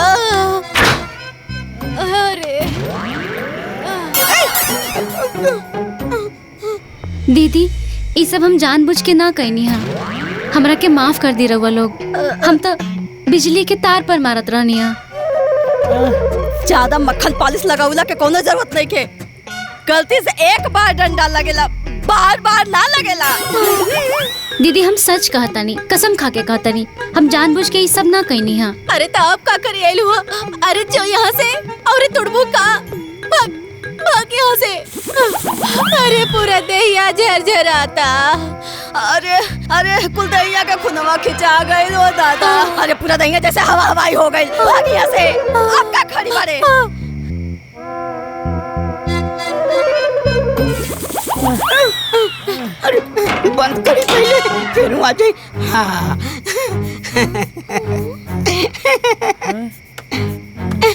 ए बहना, एक बात हमको याद आई। उस रूम में थी एक सुराही। कहीं उसी सुराही में तो सोना चांदी नहीं छिपाई? अरे हमारा भाई जैसा दिमाग कहाँ के हो पाई? सोना चांदी के पता ना ये दोनों लगाई। तो ठीक बा, आज राती के होई खुदाई।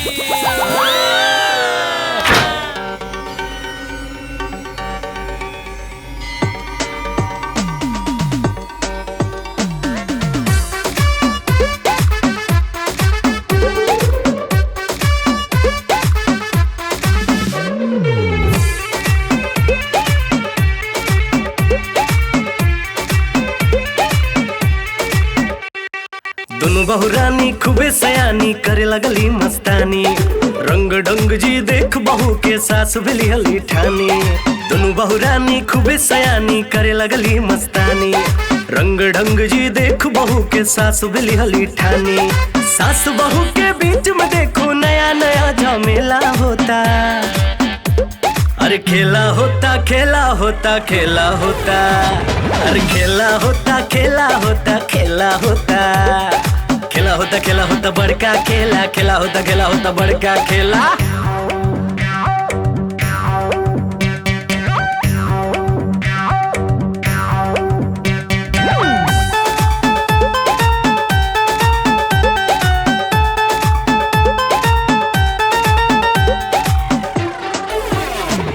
सब लोग रात भर मिलजुल के खोज खोज बिन करता वे खुल खुल के। कब है बक्सा में, कब हो बक्सा में, कब है कोठरी में, कब हो कोठरी में। कोठरी कोठरी कोठरी में बहुरानी लोग बाजना आवे हो। फिर सासू जी सबक सिखावे हो। केहू नहार माने दादा खेल बड़ाल बेला होता। अरे खेला होता खेला होता खेला होता। अरे खेला होता खेला होता खेला होता। खेला होता खेला होता बड़का खेला। खेला होता खेला होता बड़का खेला।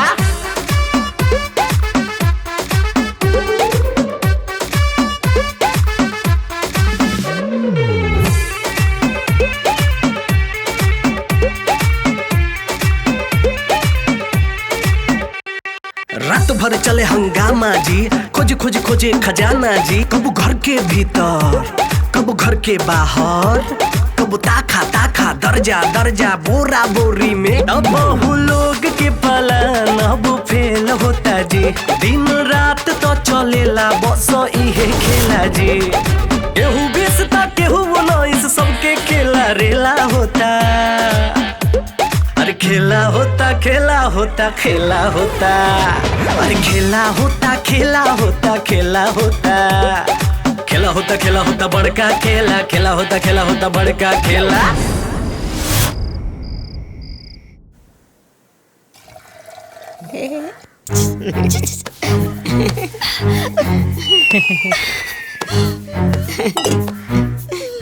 ओ बहना, सुन मेरा कहना।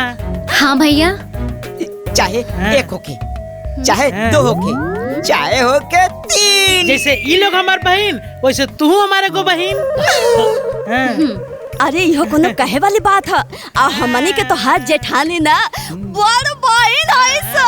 हाँ ये छोटको, अरे पूरा घर के मालकिन तो तू ही हो ना। ना दीदी, रवा लोग के रहते हुए एक घर के मालकिन हम कैसे हो सकेले? देखो इतना समझौले के बाद भी ई बकलोल एकरा के मालकिन कहतिया।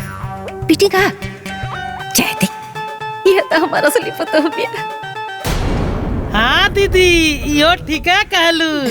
अब बतावा बतावा, उ माता जी के कुल खजाना कहाँ रख लू? अच्छा उ खजाना उ ता रवा देवर जी। हाँ अरे ये लोग कहाँ चल गए? बतावा बतावा, अब की तरह के बताइबू? कहाँ चल गए लोग?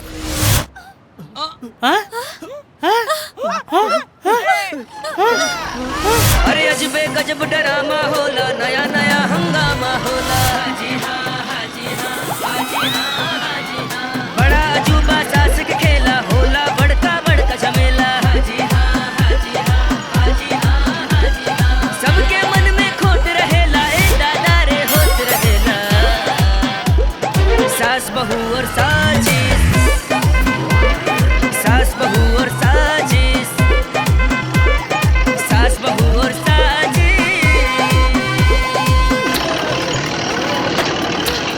रुक गए,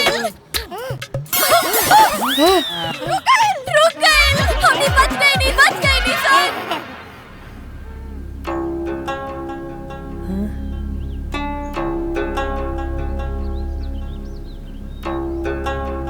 सुना? धोनी के घर के पीछे 3 लग्गी दूर 10 कदम दक्षिण 3 कदम पूरब जौन भी जगह बाना ओकरा 3 फीट नीचे एगो कलसी दबल बा। अब अरे चला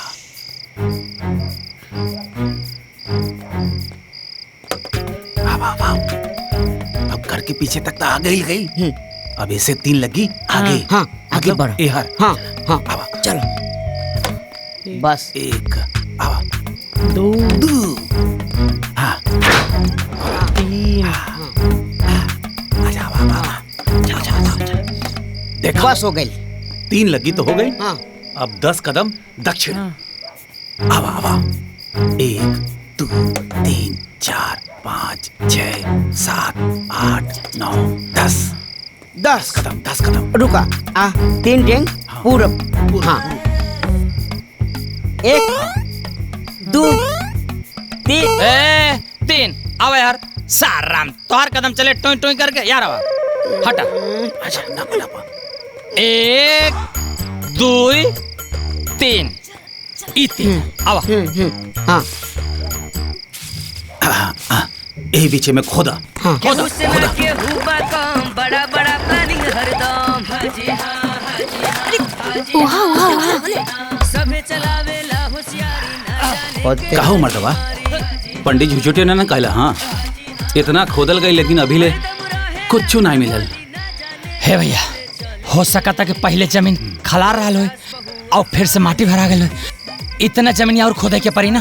हाँ हाँ चल खोदा शुरू करा।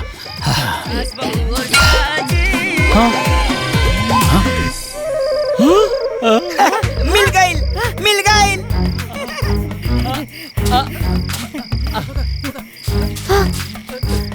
लाओ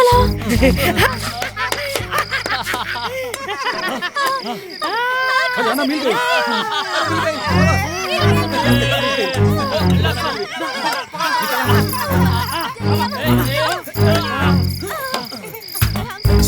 ए सर जी कलसी लावा हेने लावा। ए काहे तू कल से कल से मारे तो अरे मर्दवा बड़ा हम गलती हमार होई। ए बड़ा है मार कुदार लगे पहले मार कुदार लगी बा।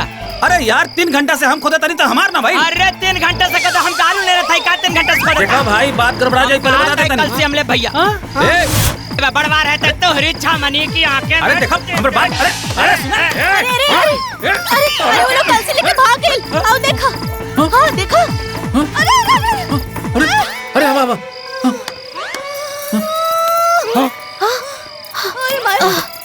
गई नहीं। चल हाय देखा। अरे जाई थी। ए भाई ये तेरी दीवारी देख। हम कमरा में देखता नहीं। चल हाय चल। ए दीदी अरे हमारे छोटू मोटू ऐसे न करी है। सही बात अरे रे वो लोग ऐसे ना कर सकेला। वो है ना वो ऐसे ना करी है सन। ये अलसी कल से कुछ गइल कहाँ? वो दोनों गइले कहाँ? वो है ना कितना खोजता नहीं कुछ पता ना चला। सही बात अरे रे बड़का जासूस बुलवले रालुआ सरवा बेईमान निकल गई सब लेके भागल। मोर भाई ऐसे ना कर सकता। हे तो कहाँ चल गए? हाँ अंदर ध्यान हो गया का? पता था 1 नंबर की मिल जाए तो बोटी बोटी काट दी। अरे पगला गेल बड़ा का बोटी बोटी कर देबा। हमार भाई ऐसा ना कर सकता। 1 नंबर के तोहर भाई चोर बा, 1 नंबर के बेईमान बा, 1 नंबर के बा। तू दोनों जना कान खोल के सुन ला। ओकनी के साथे साथे दोनों जने के खैर नहीं खे। ज्यादा बोलता रहे।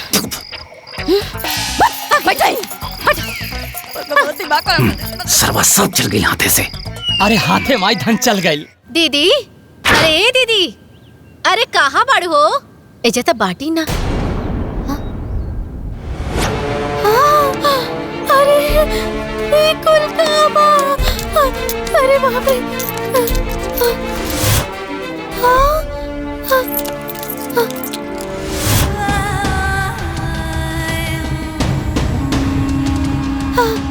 दीदी, अरे दीदी, दीदी हो। का है रे, का चिल्लाता रही? हाय देख, हाय तोरा तकिया के नीचे सोना के सिकाइल कहाँ से? देखो।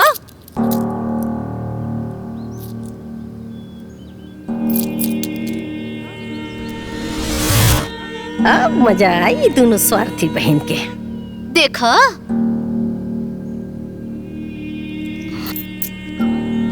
हमरा के का पता?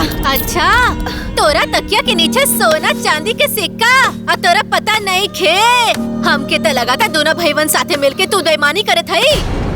अरे तोर दिमाग खराब हो गइल बरे। अरे हमार दिमाग तो खराब पड़ले बा, तोर तो नियत खराब हो गइल बा। अरे हमरे नहीं पता रहे कि हमर सब बहिन संपत्ति के लालच में इतना गिर जाई। अरे खुद तक गिरिए गेली, दोनों भाईवों के गिरा देली। अरे तू चोटी नंबर 1, लालची नंबर 1, अरे तू कमीनी नंबर 1। अरे तो पगला गइल बरे। अरे बाप, एक तो चोरी ऊपर से सीना चोरी। ले, समझ में आई? हाँ, और चाटा दी। रुक, तोरा के हम बतावता नहीं। हम पगला बरे। हम तू चोरी करबू तू बड़े। चोरी करबू त लड़के करे। तू चोरनी बाड़ू, तू चोरनी बाड़ू। आधी छोड़ पूरी को धावे, आधी मिले न पूरी पावे।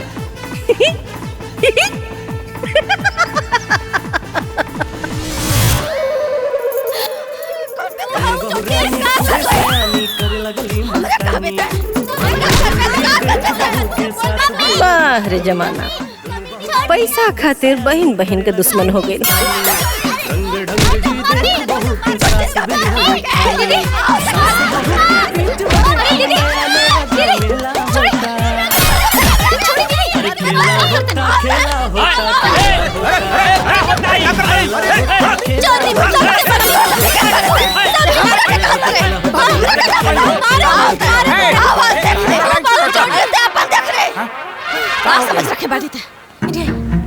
माँ जी के पूरा गहना दीदी बेईमानी कर लेला। सोना चांदी सब उनका कमरा में देख ले आई। इधर को तरह के माँ जी के सारा सोना के सिक्का सब कुछ हम चोरा देख कितनी निर्लज्ज बानी सा। ओ भाई भी हमरा पतो से छुपाव तरी सा। अरे तू दोनों इतना बड़ बेईमान हो गए ले सर रे। उल्टा चोर कोतवाले डांटे। सास बहू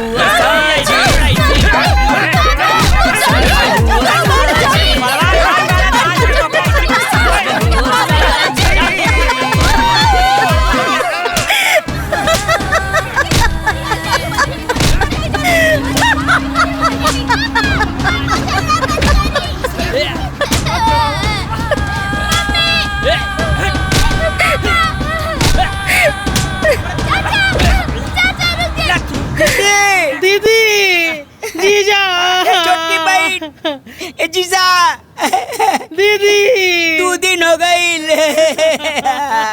अरे कोई बाहर निकाला हमके। अरे सुना था क्यों? मोटका छोटका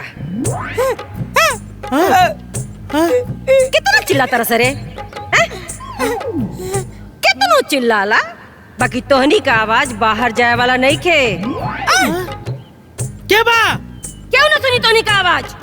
क्या बोला था? कहने से बोला था? कहने से बोला था? आवाज आवा था? छोटू, मोटू, हाँ सुन ला कुछ। क्या कर आवाज आवा था? ए भूत जी, केने बारू सामने आवो ना, हम माफी मांगा तानी। तोहनी का हाल करे वाला हम ही हैं। तोहनी के दीदी के सास का आत्मा। आत्मा जी, सासू माता जी गोर लगतानी। हमने बताई कैसे, हमने के ये में कौनो दोष नहीं के। अरे सारा दोस्त दीदी जीजा के बा, ओ लोगन की नियत में बेईमानी आइल बा। सही बोला था। दीदी के नियत में बेईमानी समाइल बा और तोहनी के नियत में रे कितना उल्टा सीधा बोलले बड़ा सा हमरा के। क्यों न सुनी तोहनी के आवाज?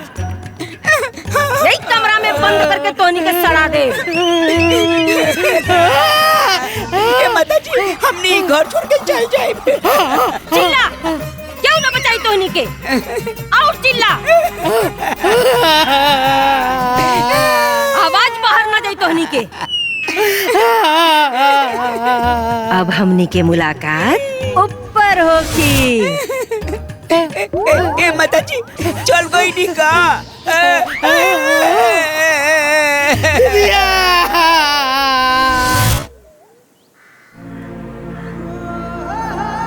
सुमन, सुमन। हाँ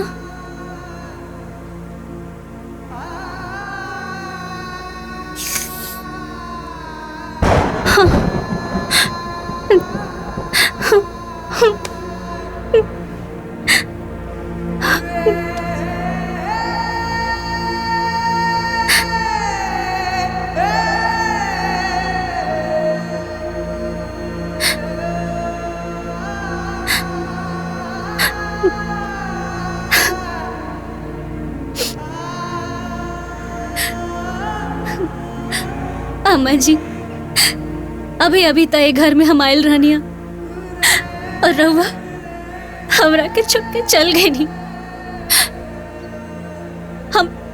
हमरा और बहू होके के फर्ज भी ना निभा पाऊनी। फर्ज भी ना निभा पाऊनी। सुमन, हमरा तो लागत है कि माई बस हमनी के बियाह खातिर रुकल रहनी। बियाह भइल। ए पगला, रोते रहबे का रे? अरे तोर और तोर बड़की माई के साथ इतने दिन तक भगवान के किताब में लिखल रहल हरे। मत रो, चुप हो जा। मन छोट मत कर, अधीर मत होखा। कल 10 गाटर है, कुल टहने लोग के करे के है। अब मन मजबूत कर और करे के तैयारी कर। हाँ ए श्री प्रकाश, हे आओ देखो।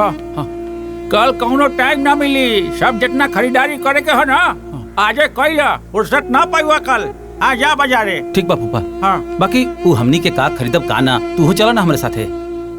चला ए बबुआ। हाँ तू लोग रोहिया मत बटवा, रोहिया मत।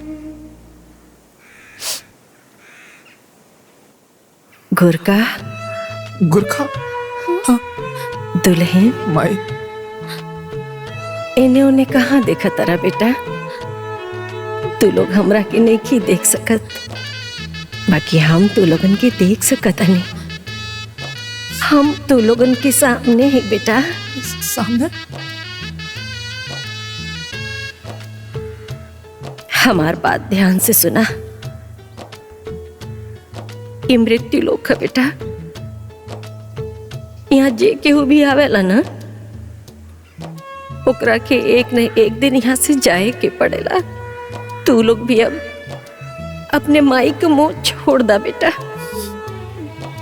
कैसे कि हमरो जाए के समय नजदीक आ गइल बा। हमारा आशीर्वाद हमेशा तू लोग के साथ रही। तू दोनों जाने अपन ख्याल रखिया। और एक बात ध्यान से सुना कि अगर हमरा पतोह के परेशान कैला ना, हम फिर वापस आए और फिर तोरा गाले पर थप्पड़ लगाई। बुझाई?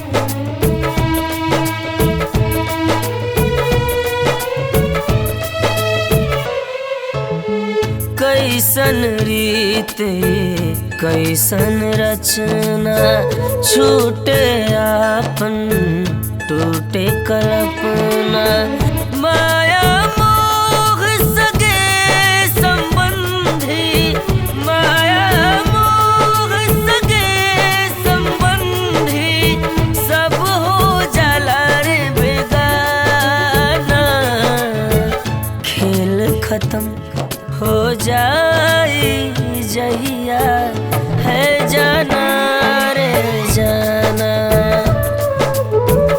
खेल खत्म हो जाए जहिया है जाना रे जाना।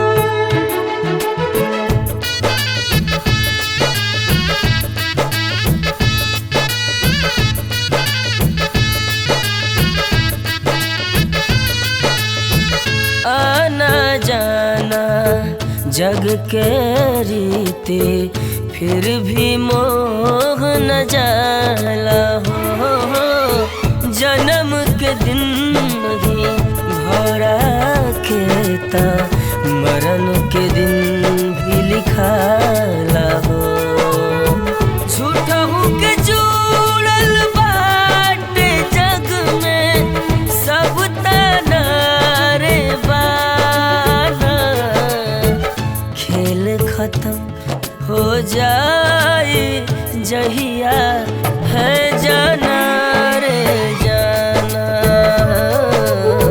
खेल खत्म हो जाए जहिया है जाना रे जाना।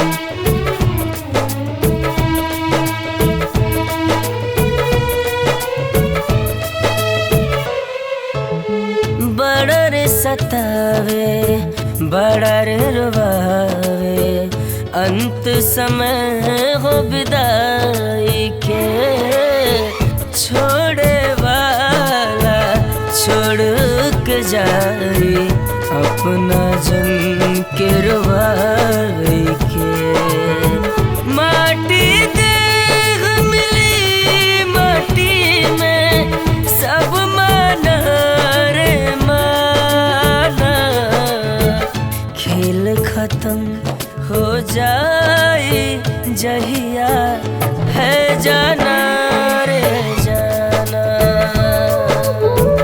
खेल खत्म हो जाए जहिया है जाना रे जाना।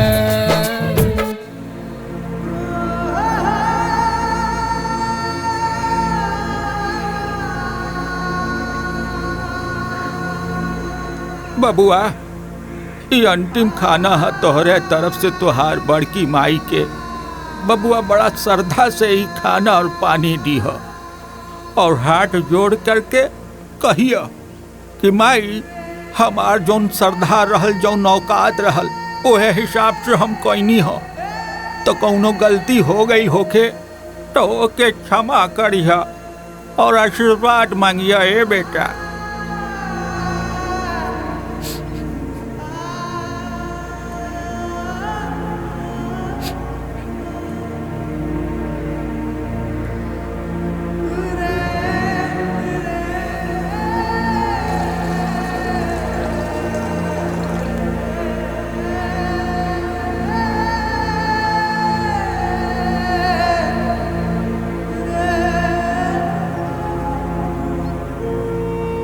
हे माई आज हमरा तरफ से तोहार अंतिम खाना बा हमरा जितना शक्ति रहल हम कहीं अगर हमरा तरफ से कोनो गलती भैल तो हमरा के माफ करिया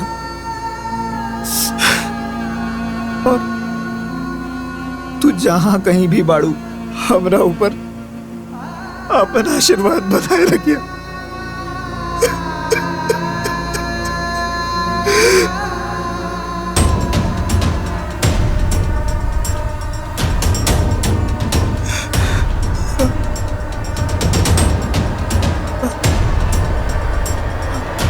माई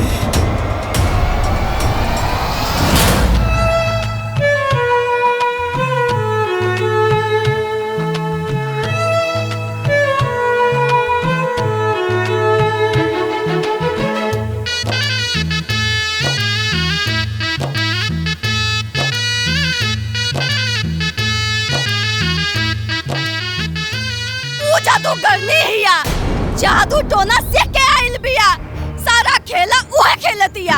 हाँ तब का घर में राखल खजाना गायब हो गई, इतना खोजला के बादो नहीं मिलल। हमरे करण अर्जुन के ई हाल हो गए। हाँ हमने के साथे जौन भइल वो भुला गए नी का? अरे ई झमेला के जड़ हुए दोनों हवे। सरवा हमनी के प्रॉपर्टी खातिर हमनी के कुत्ता बना देले बाड़ा सन। हमनी दुनिया दिखावनी जा, आज हमनी के आंख दिखावता।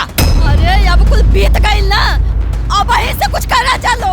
करे के काबा वो दोनों के जीवन लीला समाप्त करे के बा।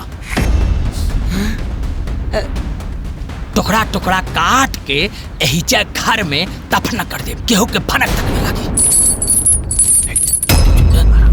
देखो जो आराम से देख देख देख, देख क्या देख।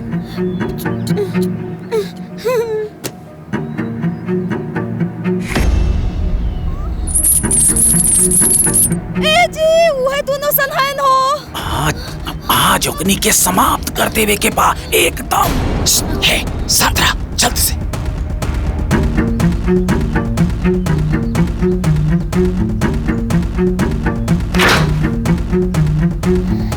हिला रस्सी।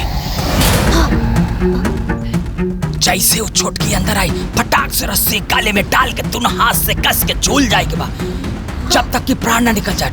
ठीक बा।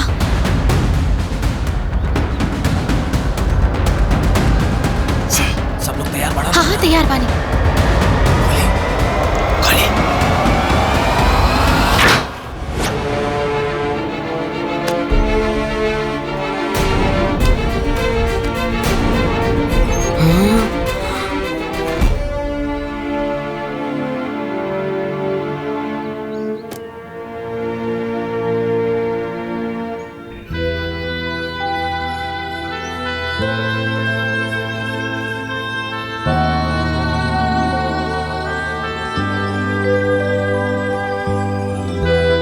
भैया और दीदी ये सब आप सब के हैं। अम्मा जी के सब गहना गुड़िया सोना चांदी के सिक्का आज भी वही तरह सुरक्षित बा। रवा सब चाही ता गिन सकत बानी। ये सब माई के जमीन के कागज बा। ई 3 महीना पहले माई रोडवेज के पास है एक जमीन खरीद ले रही तोहरा लोगन के नाम से। शायद ये बात तोहरा लोगन की जानकारी में नहीं है। ई उहे कागज बा।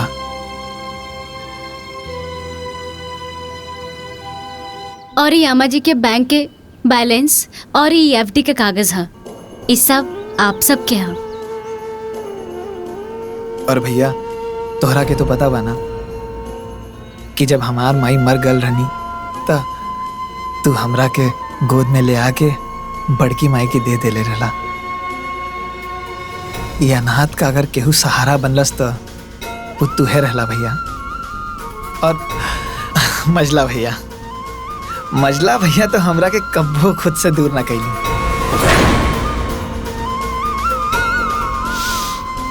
हमका आजऊ याद है भैया कि वो पुरनकी साइकिलिया पे 2 लोगन के बैठे की जगह रहल तो मजला भैया का कैलन हमके उठा के अपना कंधा पे बैठा लेलन। और भाभी लोग तो हमरा के कब्बो अपन चचेरा देवर ना समझनी। तू जाना तारे सुमन? हाँ। हम एक बारी भैया के साथ है भाभी लोगन के नैहर गई। वहां पे भैया के बहुत नीक कपड़ा मिलल और सेम टू सेम हमों के मिलल। और पता है का भाई हमके 1001 रुपया भेंट मिलल। पूछ ला भाभी से। और भैया लोग हम तू लोगन से बस यह कह चाहता नहीं कि माई के चल जाए के बाद हम लोगन की दुनिया में तू लोगन के सिवाय और कौनो सहारा नहीं है। जैसे सारा जीवन अपन बड़की माई की सेवा करनी वैसे तू लोगन की सेवा करे चाहता नहीं।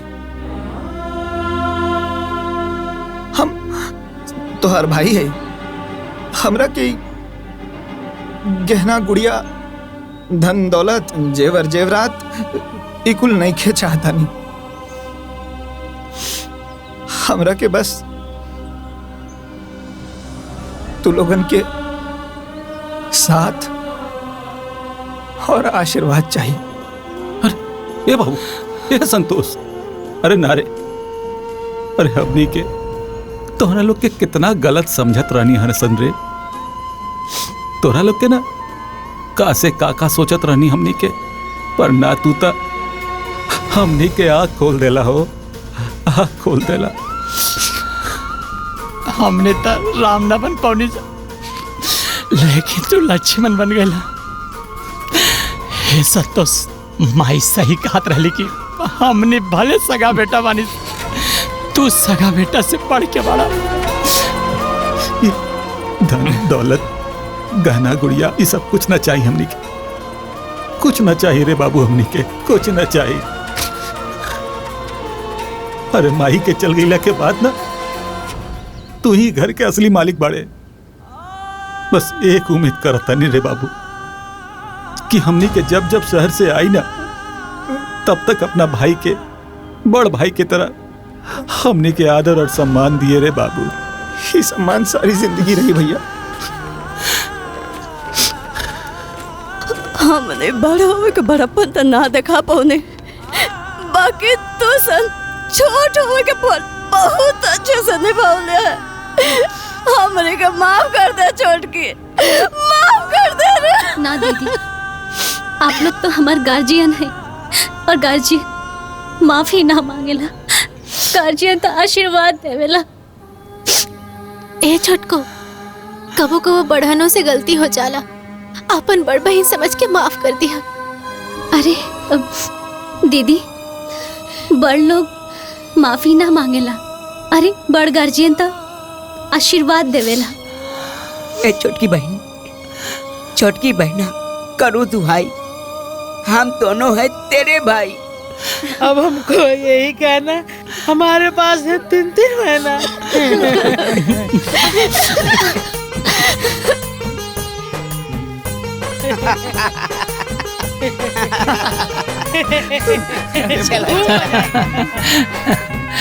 तब भैया अब कब आई लोग? अरे जब बुलाइबा लोग तब आ जाई। सही बात बा देवर जी, तोहनी सब बुलाइबा तबे नु आए। अरे दीदी, एमे बुलावे के का बात बा, रवा लोग इनके आपन घर है, जब मन तब चलाई।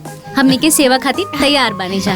अच्छा तो ठीक बात है, जल्दी से खुशखबरी दा, देखा हमने कैसे भागल आइन सब। तब तो हमारा अड्डा यही बनेगा, सब्जी पूरी रोज चलेगा। अच्छा चले कि अब लेट होता है। अच्छा प्रणाम भैया। अच्छा दीदी, जोड़ लागत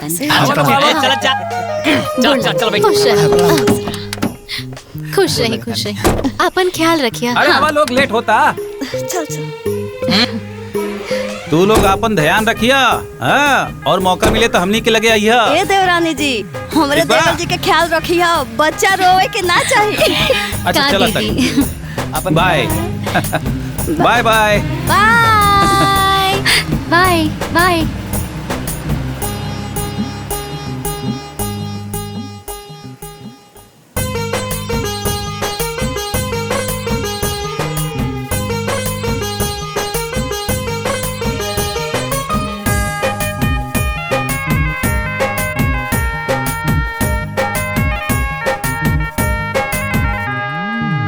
जुड़ा जुड़ा पिया रे सिनुर टिकुलिया, रौरा चरण में चढ़ाई। जुड़ा जुड़ा पिया रे सिनुर टिकुलिया, रौरा चरण में चढ़ाई।